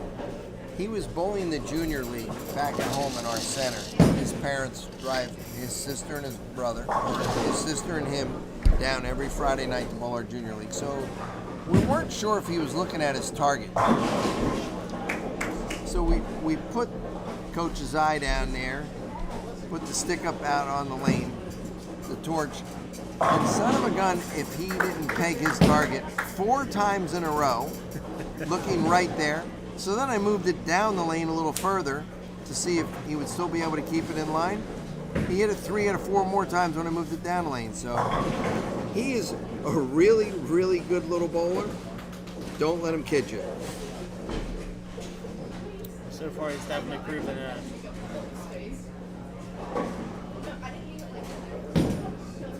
Sydney posted a double up there. Elijah leaving the 4 pin. I would think might get back up for Aiden.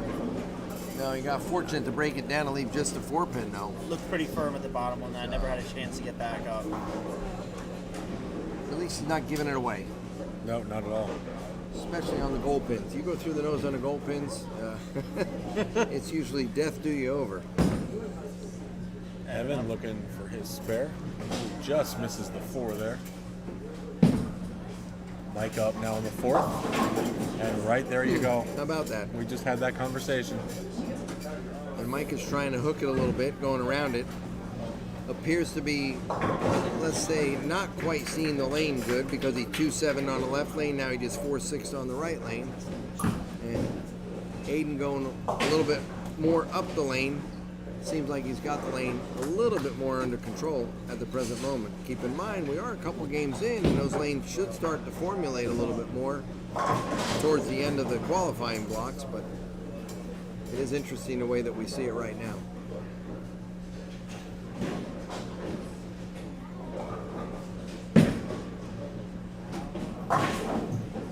Micah gets the count. Nolan picks up his spare.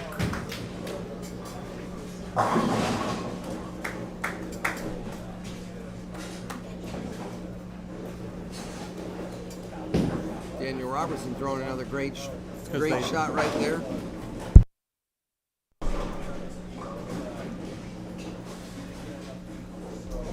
What a match right now between Daniel Robertson and Jacob. Yes. Trying to get it on the board. Rough start with 4 open, but he's in there with Jacob, oh boy. Whoa. He almost got some little bit of help there. That almost went from being 6 to 9. Could have been 6-9. It could have been a little bit more on the ugly side if that 3-pin would have fell and he had the old pesky 1-9 to shoot at. He also got me. Well, that shot there certainly opens up the door here for Daniel. Gives him a little bit of an edge back. Correct. Micah up now needs to get something going here. He has not struck yet for 4 frames. Evan misses left, gets 3.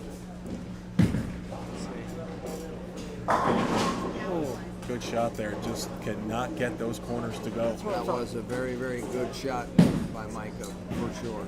I know it's not the same pattern, but yesterday in the adult junior, that's just what it felt like. I felt like you made a good shot even after a couple bad ones, and then you bringing 7 for me, at least on the left. Yeah, the gold pins are 3 pounds 10 ounce, where the standard white pins are usually 3 pounds 6 ounce. You know, and I was just explaining to someone else, when you go into a bowling center and they've got brand new pins that they just put in the machine, and we all know what they look like because we hear them. They sound like Lincoln Logs at the other end, regardless of what brand they are. But more importantly, when you watch your ball go through those pins, it's amazing how many week 7 or week 10s you will see, because the 4 and the 6 pin go around the corner pin very slow, if at all.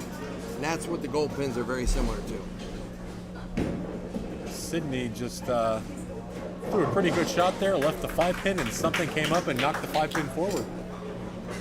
So, meanwhile, Nolan makes a baby split like it's a 5 pin. spare there for Micah. Sydney with about a 50 pin lead right now on Gannon. Gannon gets up, leaves 2 pins standing. Another strike there for Robertson. Nolan with about a 50 pin lead also on Evan.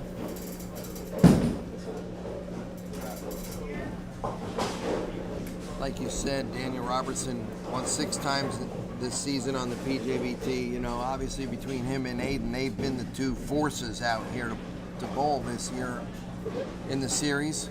But Daniel's, he's been bowling rather well even back at home. Another bowler that bowls in our center back at home that has really come into his own over the last 2 years. He won the big DV8 shootout over the summer at right there, you know, at the Junior Gold. So he knows how to bowl. It's getting better and better, and certainly with as much ball as he throws, he's not afraid of anybody.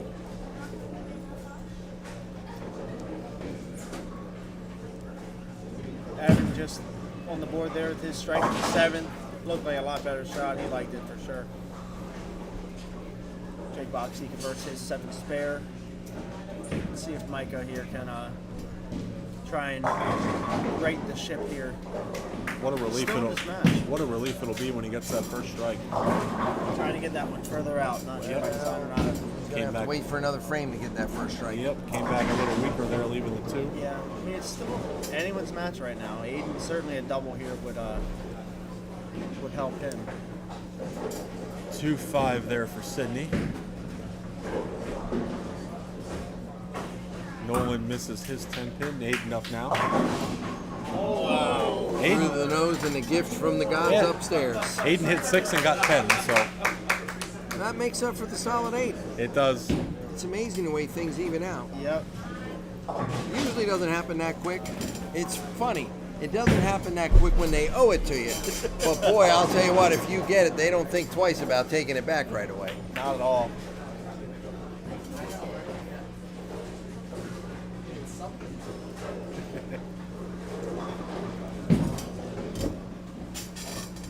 Micah converts his spare. I mean, let's not take away from the fact that Micah has struggled, but yet he only has one open with the way he has struggled. So the marks are keeping him in the game. It's just he's running out of time. Check in on the handicap side here. Meanwhile, Daniel Robertson just keeps full steam again. Evan Hawkins up on 43. It's going to take off. He gets a lot of 7. Oh boy, that could have been very ugly for Jacob. Yeah. Fortunately, breaks it down to leave the 6 pin only. By no means is that game over yet between Daniel and Jacob. Not at all. Nolan up on 44, asking for the hold, but crosses over, left 7 pin. Still a 60 pin lead there for Nolan, so he is in good shape. Evan needs to make this. Oh, almost sends it over. Comes Almost sends so it. close. Very good attempt, that's for sure. Evan was the last bowler to make the handicap field today, so he has certainly made. He's climbed the ladder big yes, time. he has. It's a mighty tall ladder. A little kick there from Nolan as he picks the 7 up. You can't help but laugh at Nolan. No emotion.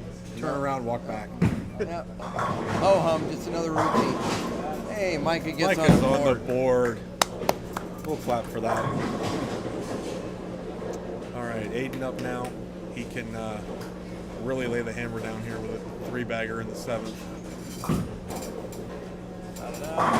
And he will do so. High flush puts 10 back.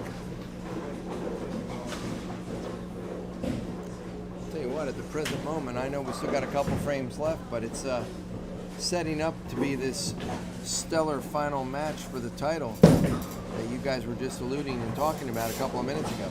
It would only be fitting. Over on the handicap side, it looks like we're pretty much wrapping up there. We have 2 pretty big gaps for what we got going on here. Jacob said, "Don't cut me out yet." Not at all. Kid knows what he's doing. Wow. And just like that, there's a little change of events. Those bowling gods, right? Yep. Evan is only down 30 pins here with 2 to go, so he needs to make this split or this spare here and see what Nolan can do. But he is not out yet. Sydney in firm control of his match, or her match rather. Daniel gave that a run. He does not get any. Again, there's going for the split. I mean, let's see how that 1 extra pins. I mean, I know at that point, In his case, though, it's a shootout right now on their side. yeah, You it kinda is. want But that for mark. Daniels, I mean, look at it. He missed everything. He still got the wood count in his favor. Yeah. So it was not near as crucial as it was, especially in the 9th frame going into the 10th over there in the match before. Right. Yeah, that is now a 1-pin match in favor of Robertson. Mike up now, looking to put a little bit of pressure on Aiden here to keep him honest. Gave it away. Yes, he did. He lost that one right off to the right. 1-2-10. 1-2-8-10 rather. And Aiden can pretty much blow this one out, and he will. It's got Signed, sealed, and delivered there. Aiden, Yep. Put it on the truck and send it off. Aiden will be bowling for the title. Sydney up now in the 9th. And I don't want to interrupt this great commentary, but I have a stat for you because I just walked back down through the bowling center. We have never had a bowler of the year win the championship tournament since year number 1. Thanks, Matt. Thanks for laying the jinx on there. We got a habit of that here on the YouTube stream. Bowler's name was Brett Steffen. Who? Brett Steffen. I might have to call him.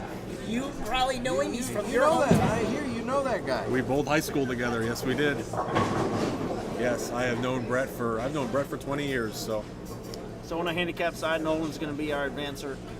Well, we see where you are 20 years later. We don't have a current picture of Brett. Brett, we're going to keep it that way. We're looking out for your best interest right now. Ooh, Jacob had a chance to. Yeah, he had an opportunity at that point, but I think that's about all she wrote there too. well, he's got to make the spare. If he makes a spare, anything can still happen in the 10th here. But My math isn't perfect, so you're probably right. his back is to the wall. He has to convert this. Nolan Randisi wraps up his match. Evan Hawkins 179, 226 for Nolan here if he is to get the strike. As Boxty chops the double wood off the side there, goes 7-2 in the 9th. So Robertson will have the opportunity to step up in the 10th and shut the door and end that match. Boxty has 191 in the 9th, 204 for Robertson, so a marking good count here. We'll end that up, and that will pretty much do it on the handicap side for the Kleckner-Lindenmuth match. Both number 1 seed, it looks like the 1 seed and the 7 seed will bowl each other for the title on the handicap side. Aiden Davis finishing out his match. He will be moving on for the title. Boxty here just needs to knock 10 pins over. He leads 7. That's going to take care of him. And Gentlemen, I got some more presentations to do again, so I'll we're gonna you guys wrap this up. we're gonna prep our scratch match going on here because we're gonna have 2 gladiators Got it. going at it here. Yeah, you got the OK Corral shootout. All right, as we finish out our matches here, it will be Aiden Davis taking on Daniel Robertson.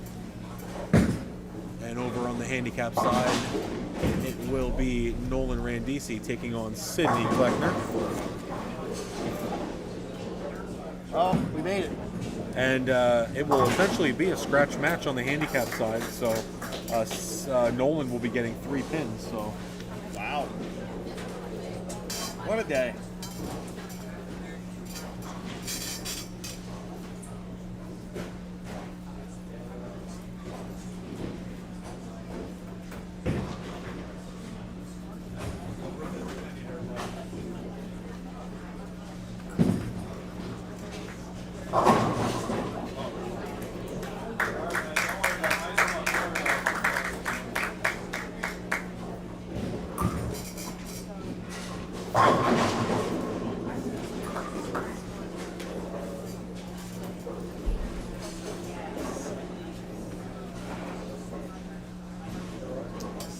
you're not going to win 10 o'clock.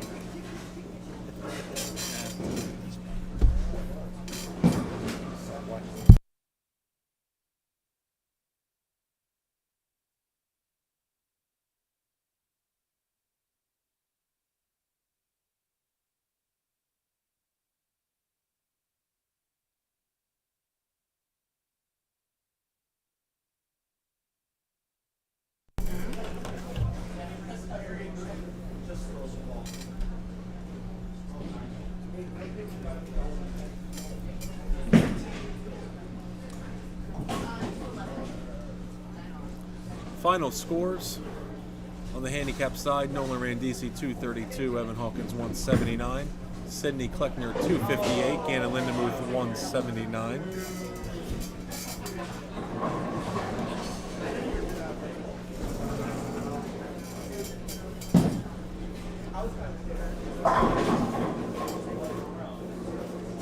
UNOH. And no apology.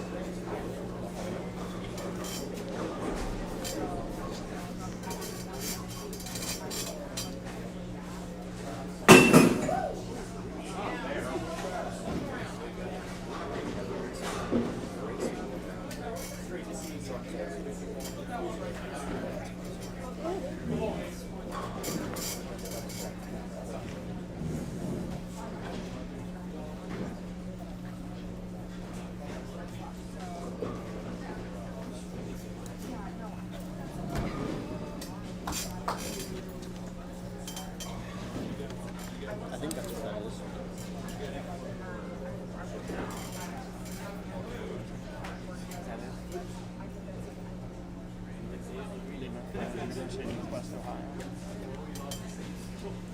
Automotive technology.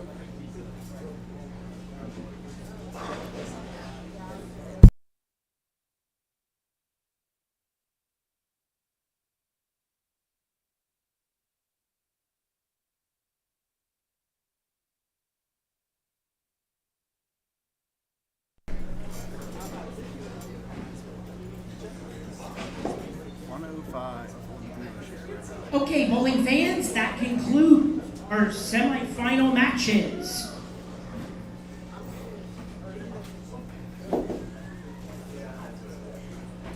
Finishing officially fourth in the scratch division, receiving a $250 scholarship and fourth place award goes to Jacob Boxty.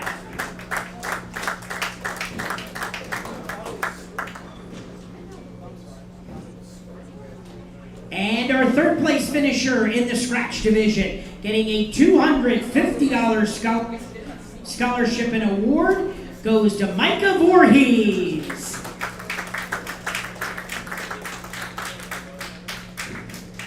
Congratulations. Our fourth place finisher officially in the handicap division, getting a $250 scholarship and award, goes to Evan Hawkins.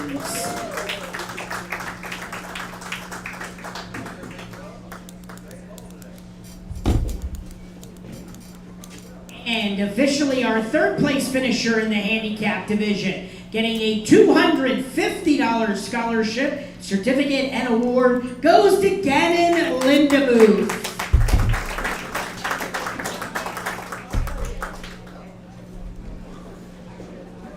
All right, bowling fans, our winners will swap and now bowl for the title.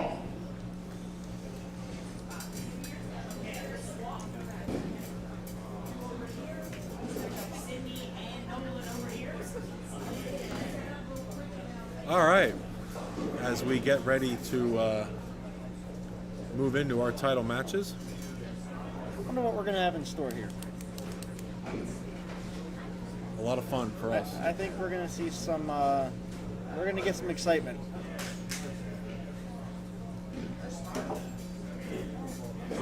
Excitement is guaranteed. I think so.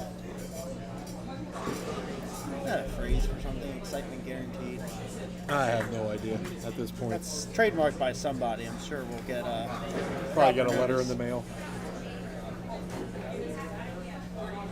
We'll send them a message back. LOL.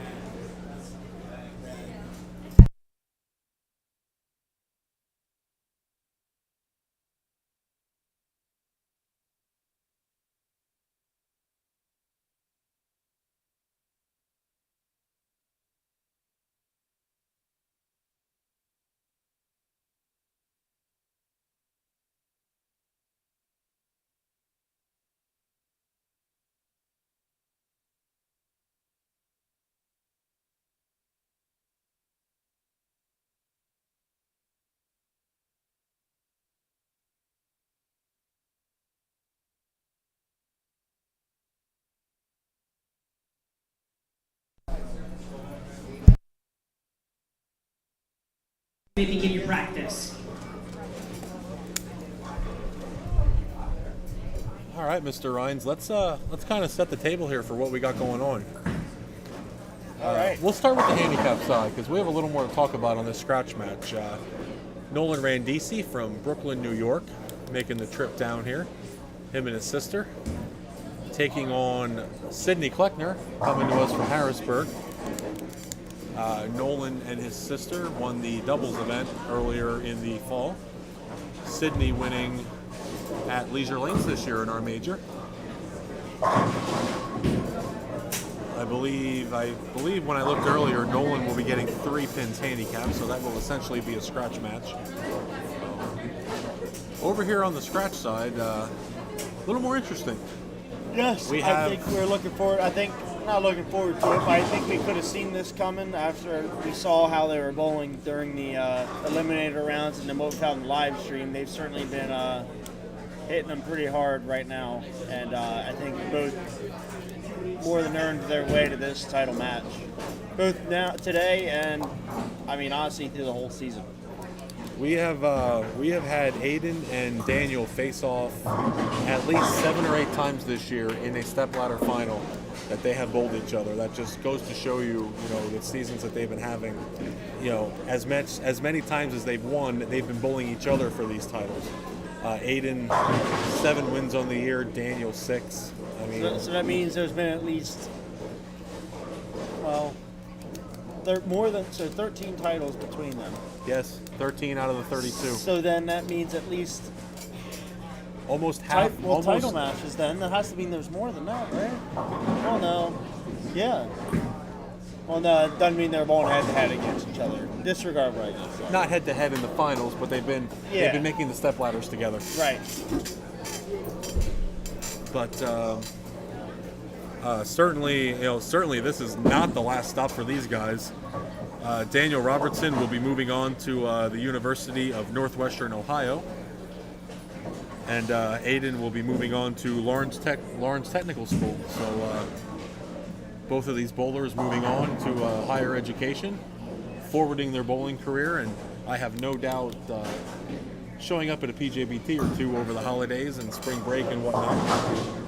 So, and we could not be more prouder of couldn't be more prouder to have this final scratch match that we have. So, but I think both of these matches are, every year we always think we're gonna, try to top what we did the year before, and I think we can do that this year.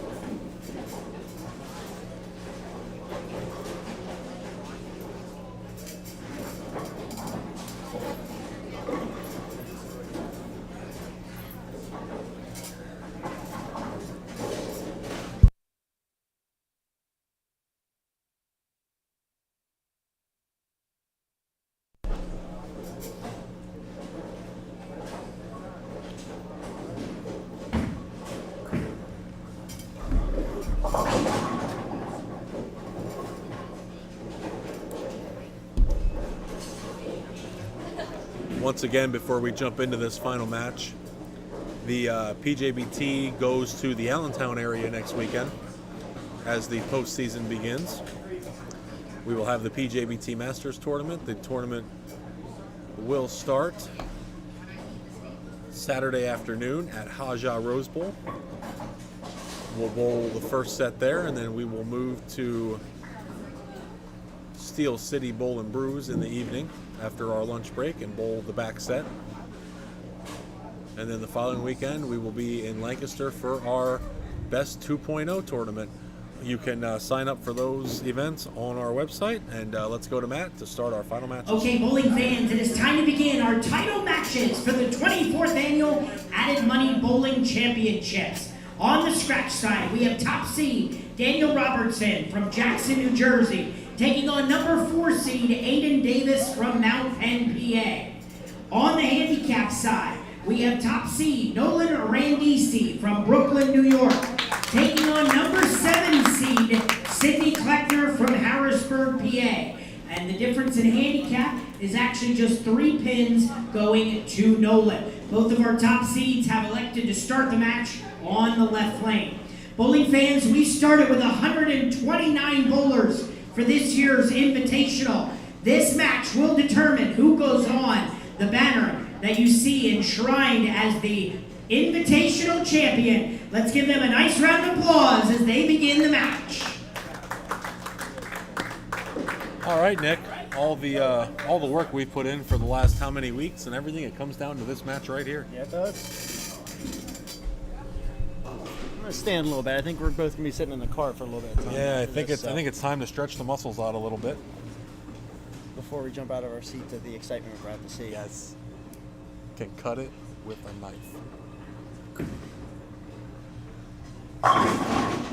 Robertson will start the match on the scratch side, and he will start with a strike. He's throwing reactive. Looks like a 3D offset. Nolan over on 45. Both of our number 1 seeds here in the title matches will begin their match rather. Since we only have 4 balls, we can look a little bit more into what they're throwing. Not sure what Nolan was throwing. I know on the one pair, he looked like he was throwing that sanded mix. Or a spare ball, it looked like, but. And of course, Aiden Davis, purple hammer urethane, purple pearl. Oh, whoa. Oh, there was no doubt there. That's what he was throwing over on the other lane. There's no doubt there. That ball's coming back. This is pair to pair. Like, I thought it was a shot he was a little more firm with that looked similar to that and just never came back. So Spare there for Nolan. Sydney up now for her second frame.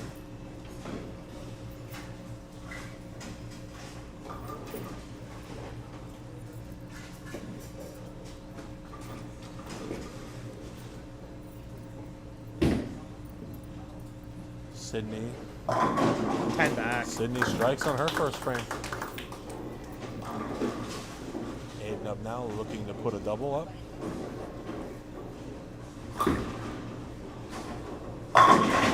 10 back. He's got the big bang off the corner there, bud. That's as good of a start as you can ask for. Perfect there, I'd say. Aiden was in the finals of our Bracket Survivor tournament last year. Last week rather, and needed just a spare to force his opponent to double and missed the 7-pin. So he's looking for a little bit of redemption this week. And what bigger stage to find that success on? Robertson up now for his second frame. That ball was just waiting. That ball just kept going and going. 2-8-10 there. Just did not grab that lane whatsoever.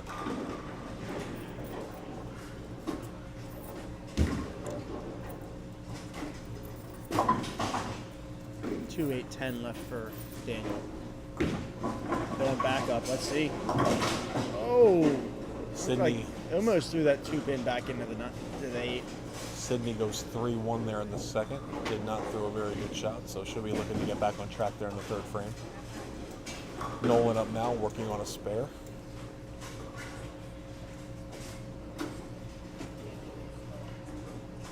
Nolan is going to go up first here for his second frame. Followed by Robertson. What a shot. Strike there for Nolan. Oh, Daniel man, throws the exact same shot, 2-8-10. That one he got a little firmer with. I think tried to play a little bit straighter on that one. Not sure if by design or not, but same result either way. Yeah, the ball just did not catch. It's yeah. Oh, he's rushing up already. Does not get any count. He's gonna have to work to find some confidence early on here. I know the frustration level there for back-to-back splits, but you've got to get that count there. Yep.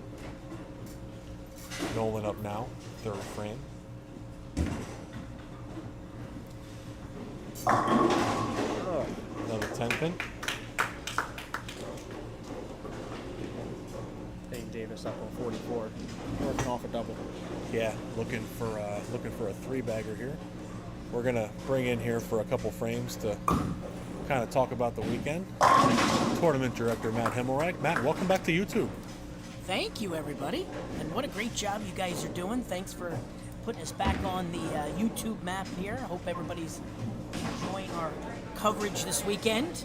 It was a great weekend. I mean, we had close to just over 70 bowlers for our Pro-Am on Saturday.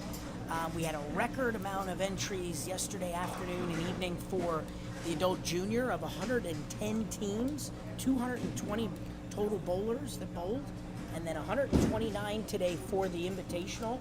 So it was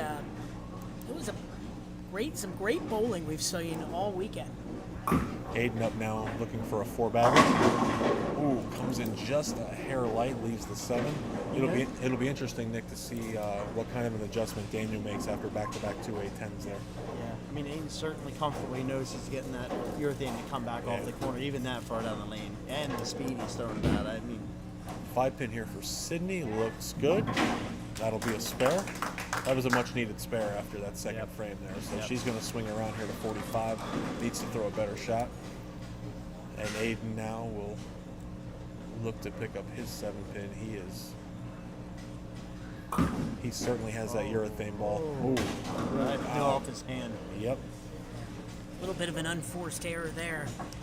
But you know, I'm sure you've already said it on the broadcast, but I mean, when I talked about earlier today during our award ceremony that you may have seen here on YouTube this morning, I mean, really, it is only fitting that for the scratch division, our championship comes down to Aiden and Daniel.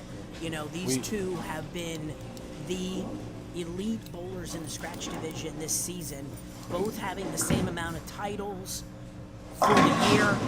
And I mean, really, when looking at the stats and everything is what really determined bowler of the year. I mean, these two have just been neck and neck all year. So, and of the 13 titles that the two of them shared, they actually bowled each other in the step ladder, we believe, 7 or 8 times from what we discussed. So it's amazing, you know. We certainly, if we're going to have any match here, we have the right one. So back over here on the handicap side, Sydney goes 7-2. She has 100 in the 4th. Nolan up now for his 4th frame.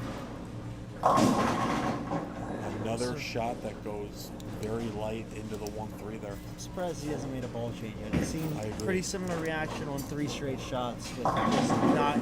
I mean, that 3, he's up to 3-pin in 3 of his last 4 shots. I didn't quite see a shot on 44. And he's quite a bit further in than what Aiden is right now. Seeing what Aiden's getting with that urethane ball reaction.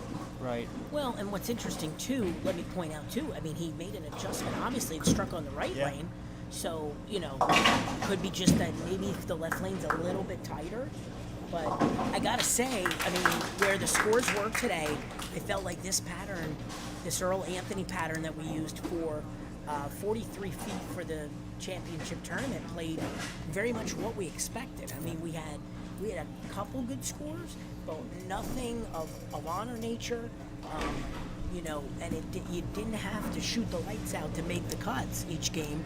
You just had to keep the ball in play and put up a decent score. And we had a lot of scores bowled today in that what I'll call mid-range level. You know, your 190s to 210s. I mean, a lot of cuts today came down to pins of making it or, you know, advancing. So back-to-back high shots there, Nick. I think we might see a little bit of an adjustment here when he swings over to 43. Right. Because I thought he threw a pretty good shot there, and that purple hammer just picked up. Nolan just recently made that 4-7 on 46. He's now up for his 5th frame. He comes up high, 6-7-10. Might have had a slide issue there, not sure.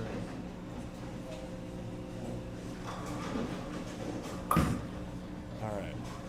Got that one out for him. Mark there for Aiden. Gets back on the positive board there. Still a match. Still anyone's match.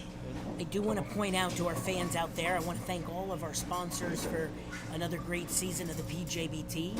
I know we have 2 events left on the schedule for the postseason, but this being the biggest event of the season from the standpoint of the PJBT, 2 extra events coming up the next 2 weekends, Masters and Best. But I want to thank Bowlero, our corporate sponsor for the PJBT, and all of our sponsors that you see out there on the lanes today that help make this happen every year. So I hope you're enjoying the action here again on YouTube. All right. Aiden looks like he pumped in a little bit, got about a board or 2 further right. Much better shot there. Puts the pressure right back on Robertson. 4-7 over on 46 here for Sydney. This has been her better lane, so looking to make the spare here to keep up with Nolan. Looks pretty good. She makes her spare. What I've seen, Sydney's been getting on some hot streaks every now and then. A couple matches ago, she had a good little streak there, about 4 strikes in about 6 frames. So she's gonna need one of those little streaks to get started here as close at the title match. Oh, he got it. He must be sitting. Sydney up for her 6th frame on 45. That shot looks better. And gets That's the strike. Gets the 4-7 to go late. She needed that one. Yes, she did. She was not throwing the ball too well in that left lane. So. And another 2-pin left in the. Another 2-pin for him on 43. And easily could have been a 210 if he wouldn't have got the carry in the back. He's left a 2-pin in 4 of his 7 frames. You know, it's tough. It's tough to make an adjustment when you have a ball that is working, especially in this position. But it almost looks like maybe at this point, I mean, it might be too late in the match, but he almost make a ball change just on the left lane. I'm sure it's pretty tough. I mean, we've seen the pros do that so many times. Yeah. Throw 2 different balls in 2 different lanes. I'm sure it's one of those spots where it's. We talked to Mary Beth after her match that she lost, and she said right away that just if she could characterize these pairs as anything, they were just tight. Not even anywhere close to what they started on down on the high end of the house. So and we're seeing that here now. I would bet it's just a matter of you go into a slightly bigger ball, you might miss that miss inside and start leaving a lot worse than a couple makeable spares. Aiden up. 44, no doubter. Double there. Yeah, I mean, one more strike and Aiden is going to be. He's definitely going to put the hammer down. He's certainly in the driver's seat. There's no question. Anybody's match here on the handicap side right now. Yeah, we're going to shift our focus over here a little bit because these 2 kids here are going at it. Nolan, man, 10 pin again on that lane. That is his 3rd lap 10. That was a great shot. Such great shots that he's throwing. His accuracy, I've seen it. Just like Parker was saying. Parker was telling us at League one night they set up a bunch of targets for Nolan, and he hit 7 out of 8 of them down lane. So. Isn't that amazing? I don't think I'll ever get to a point like that. Oh, and that changes things a little bit there. Did you see that door open? 2, 4, 8, 10. Did you hear the squeak? The hinges? Somewhere. Just a little bit of life. After last night, somebody's yelling 6. Yeah. 6. Gene, are you out there? I'm sure Gene Blair's watching, or Justin Bones watching. 6 count has just been called out. All right, let's see. Let me just point out, even with an open frame for Aiden, he can strike out for 210. Daniel can only strike out for 205. So he still has the lead in the match, no matter what happens. And he gets the count. Good effort. Count there. And that's one thing that we've seen in these matches, the lack of count that has been gotten on these split conversions. We saw it on 41 and 2 between the Schultz and Boxty match. Yeah, count nearly cost the match. Yeah, Boxty almost lost that match by not getting count. Sydney Kleckner makes her. It looked like that was an 8-pin. Could tell it was 8 and 2-pin, but. Yeah, 12 pins only separate our handicap match. Daniel with a must strike here. Yep, Now he comes up high. Yep. Yeah, he made the adjustment, just missed it inside. Well, I think, and I don't know, that ball to me, it's the last 2 on that lane, that ball looked a little bit inside a target. Yeah. I think he just got that ball in. Sydney Kleckner up on her 8th frame. Looks like a good shot. We quietly have a heck of a match going over here on the handicap side.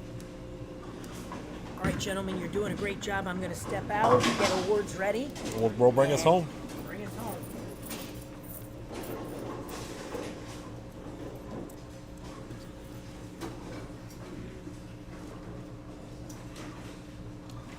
Sydney up now on 45 here. This is, she pulled that one. She does get 1, so even though she misses the spare, she does get a little bit of count. Looks like a good shot. Yeah, that looked a lot better for Daniel. It looked like just you got to keep it square. Those ones that were not facing up, I think were swinging it just too much.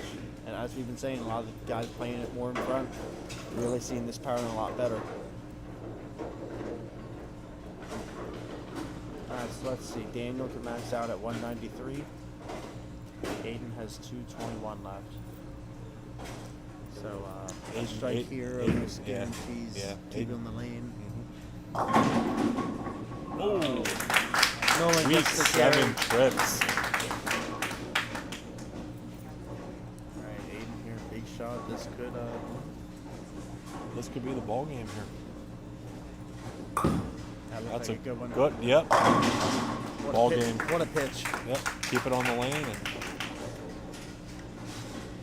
What's that? 93. He's at 61. needs count. Needs good count. He still needs a mark. I think. Needs a mark. Mark to win. Mark shuts to the door. win. Yeah. Any mark. Yep. Nolan up now. Strike in the 8th frame. Gets the 1 in the 9th. Getting those lighter ones to carry. It's usually where I find my success. If I can find the light mixer carry. Alright. Big double there for Nolan. Alright, Nolan with 172 with his handicap in the 9th. Let's see, anything happen. And that's your winner. Ball game. And that is the first time in 24 years that the Player of the Year wins the Invitational. What an accomplishment.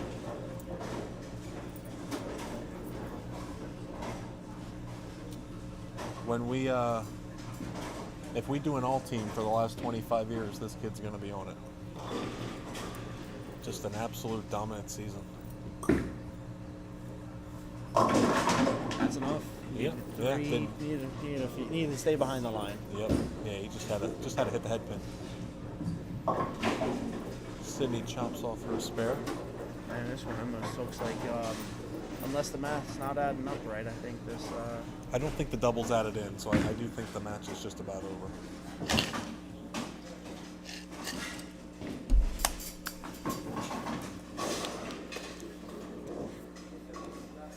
Fine match by two fine young men.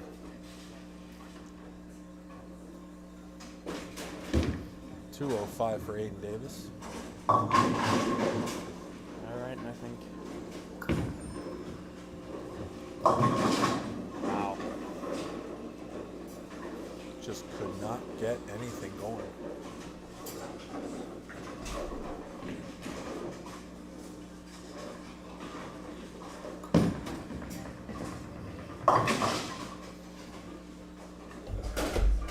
Still a great effort of Daniel to make it this far. All right. 185 for Sydney Kleckner. No shame in second today. She bowled well all day.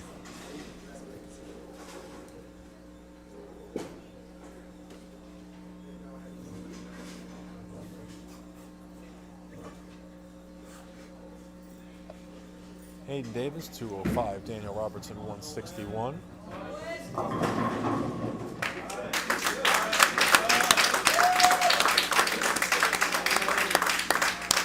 And Nolan Randisi is your winner on the handicap side.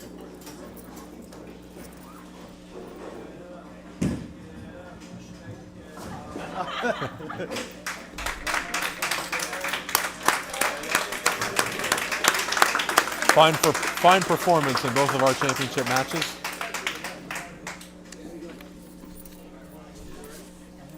All right, we are going to turn things down to Matt and Parker shortly. We will hand out the awards to our winners. I'll get a quick word with, try to get a quick word with our winners here. It is a little late. We got to get these kids home to bed. Including myself. It's past my bedtime. Including yourself, and we're going to wrap it up here and get the heck out.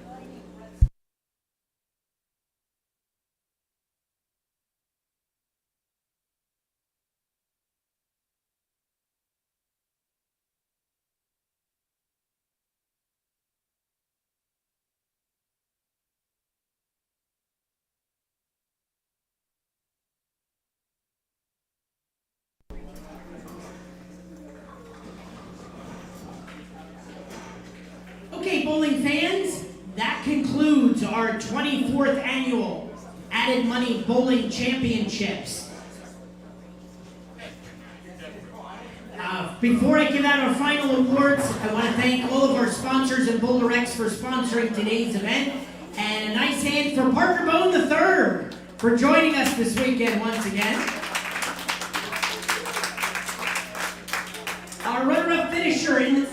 in the scratch division, receiving a $500 scholarship, certificate, and award goes to Daniel Robertson.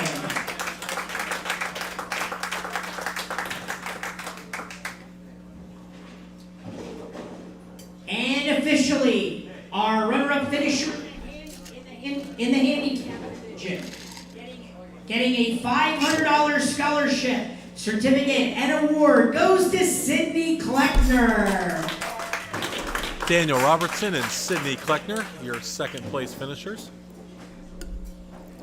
Now, as we said on the telecast, our champion for the 2023 Invitational Championship is the first bowler since Brett Steffen in Season 1 in 1999-2000 to win Bowler of the Year and the Invitational Championship. A $1,000 scholarship and the special first place trophy goes to Aiden Davis.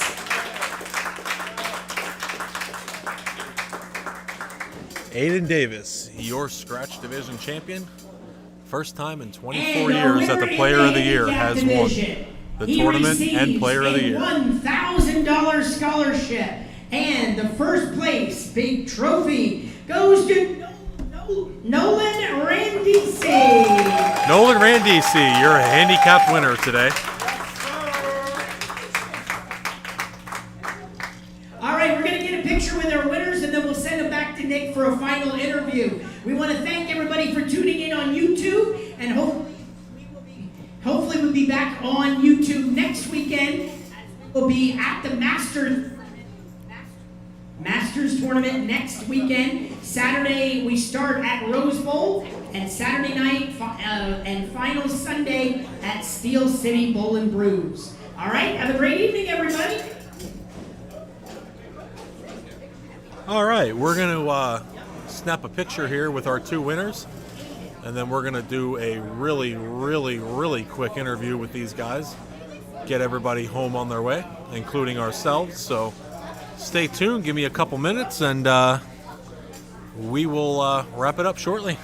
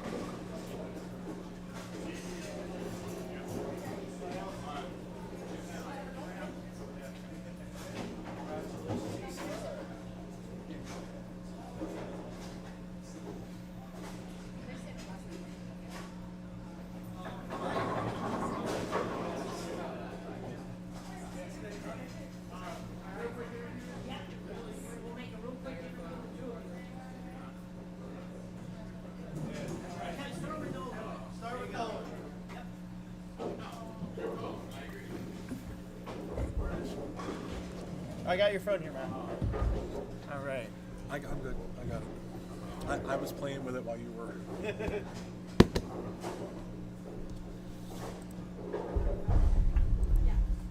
All right. That trophy's bigger than you. Yes. All right. Our handicap division winner today, Nolan Randisi. Nolan, congratulations. Thank you. Surely made the trip down here worth it. Yes. Kind of, poke your sister a little bit. Let her know, you won and she didn't. No? Yes? Maybe? No. You show no emotion. I love it. Talk to me about your bowling today. You were around the top all day. You bowled very well. I see a 190 game, some 160s, some 170s. The pattern played really well for you today. Just give me a rundown on how things went for you. I really didn't start off that good. I couldn't get the ball out, first in practice.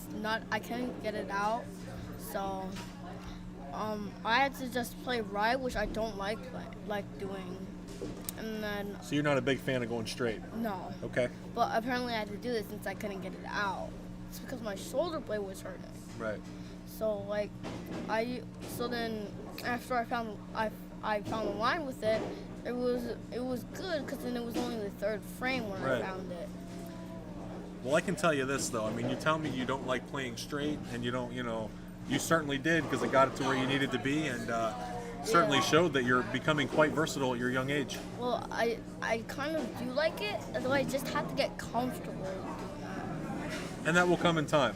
How old are you? 8. 8. So you have plenty of time to perfect playing straight down the gutter. The spare game looked really good. You made a lot of spares today. Yeah. So as the center turns on the music here over top of us. But Nolan, congratulations. It'll be a nice ride home, and thanks for coming, and we'll see you again soon. All right, Nolan Randisi, your handicap winner this year. Thank you, bud. Welcome. All right, we're going to snag Aiden here.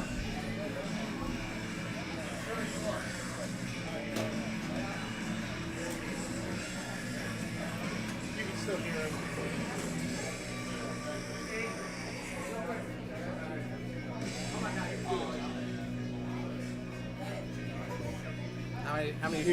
46? 46, but That's a lot. there were about 110 watching your final match. Really? Yeah, we certainly came back strong here today. We pretty much averaged 100 viewers the whole entire day. That's good. So and we haven't used the YouTube channel in a while, so that's it's a been good a while. turnout. So yeah. we are back, and That's right. they wanted to see you, bud. Yeah. I'm not going to sit here and shower you with praises. We're way past that. Yeah. Just congratulations, an incredible season. Yeah. I will say at times a trying season with the things that you have gone through this year. Yeah. I'll mention it, especially with you losing your father and everything. This has to be sweet, being able to finish out, winning the 2 a.m. tournament, sealing the deal, becoming player of the year. A little bit of heartbreak at the bracket tournament last week. A little bit, yeah. But I've still been having a really good year, from high school even through. through Nick here, and I so. kind of discussed how that match ended last week, and just being able. That there was no doubt you wanted to come back this week and just make up for that, and you have done more than that. So, kind of just give me the rundown here a little bit how things went for you today. Qualifying was kind of up and down. I had a pretty decent start, and then I caught a bad pair, made some bad moves, but was able to grind out. I see a $140 there. Yeah, $149 game 3. Hey, it happens, to the best of us. And then hit another bad pair. I think it was game 5, but I was able to recover from the other games, and then. In the second round, I found a good look. Instead of playing the gutter, I bumped 25 left, and I had a really good look. And then I was actually really comfortable with being back on fresh on these lanes here, so I was pretty locked in. The one thing we noticed on the title pair, not so much 45 and 6, but 43 and 4. You had a real bang spot down there with that purple handle. Yeah. You just pitched it right, and it made a U-turn. Yep, that's kind of how it was at the 2 a.m. too. That's my ideal line right there. I love hitting the purple surface and playing out there. You threw a couple shots. It's like, is it or isn't it? It wasn't. Yeah, right. It was making the turn into the pocket there. You were able to get off to a good lead and just hold it and just make good shots. Yeah, that definitely helped me out because I made it almost a little too close here and there. So it happens. Short drive home at least. Yeah, right. So, It's not like it's our hour. Congratulations. Appreciate it. Thank you. Maybe we'll do this again at Masters next week. Yeah. Hopefully. So, hey, that's the goal. Right. All right. Well, we appreciate it. Thank you. Yeah, thank on you. your whole entire season. And, Hey, not done yet. Still got 2 more events. Well, 2 more events. Postseason. Got to That's sweep right. the postseason. That's right. So, That's right. All right, Aiden Davis, you're first bowler in 24 years to win Player of the Year and the Invitational. Yeah. You will definitely be making the All-Decade team, I'm sure. Oh, I hope so. Yeah, right. All right, Aiden Davis, you're 2022-23 Scratch Division champion. Thank you, Thank bud. you. Appreciate it. Take care. All right, Nick, let's do a really quick rock paper. Don't forget, we do have the Masters tournament next week. You can go online, sign up for that. We will have, Matt and I will be working on scholarships and credits tomorrow morning, trying to get all that updated on the website. That way everyone knows what they will have.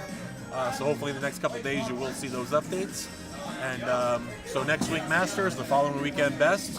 I will try to be on here for something on YouTube next weekend. I'm not sure what we're going to have. I don't know what my schedule will be for Sunday, but we will definitely come back to you here on YouTube in 2 weeks for the Best tournament. We'll do some all-day streaming and stuff, and just keep an eye on your YouTube account, and remember to ring the bell. You'll get alerts when we are live, and we'll see what we can do. So for all of us here at the PJBT, Nick Rhines, Skip Moyer, for Matt and all the rest of the guys, a huge thank you to Parker Bone III this year. We're going to go the heck home and finish out the weekend. Thank you to everyone and all of our sponsors and all of our pros. And we'll see you next time.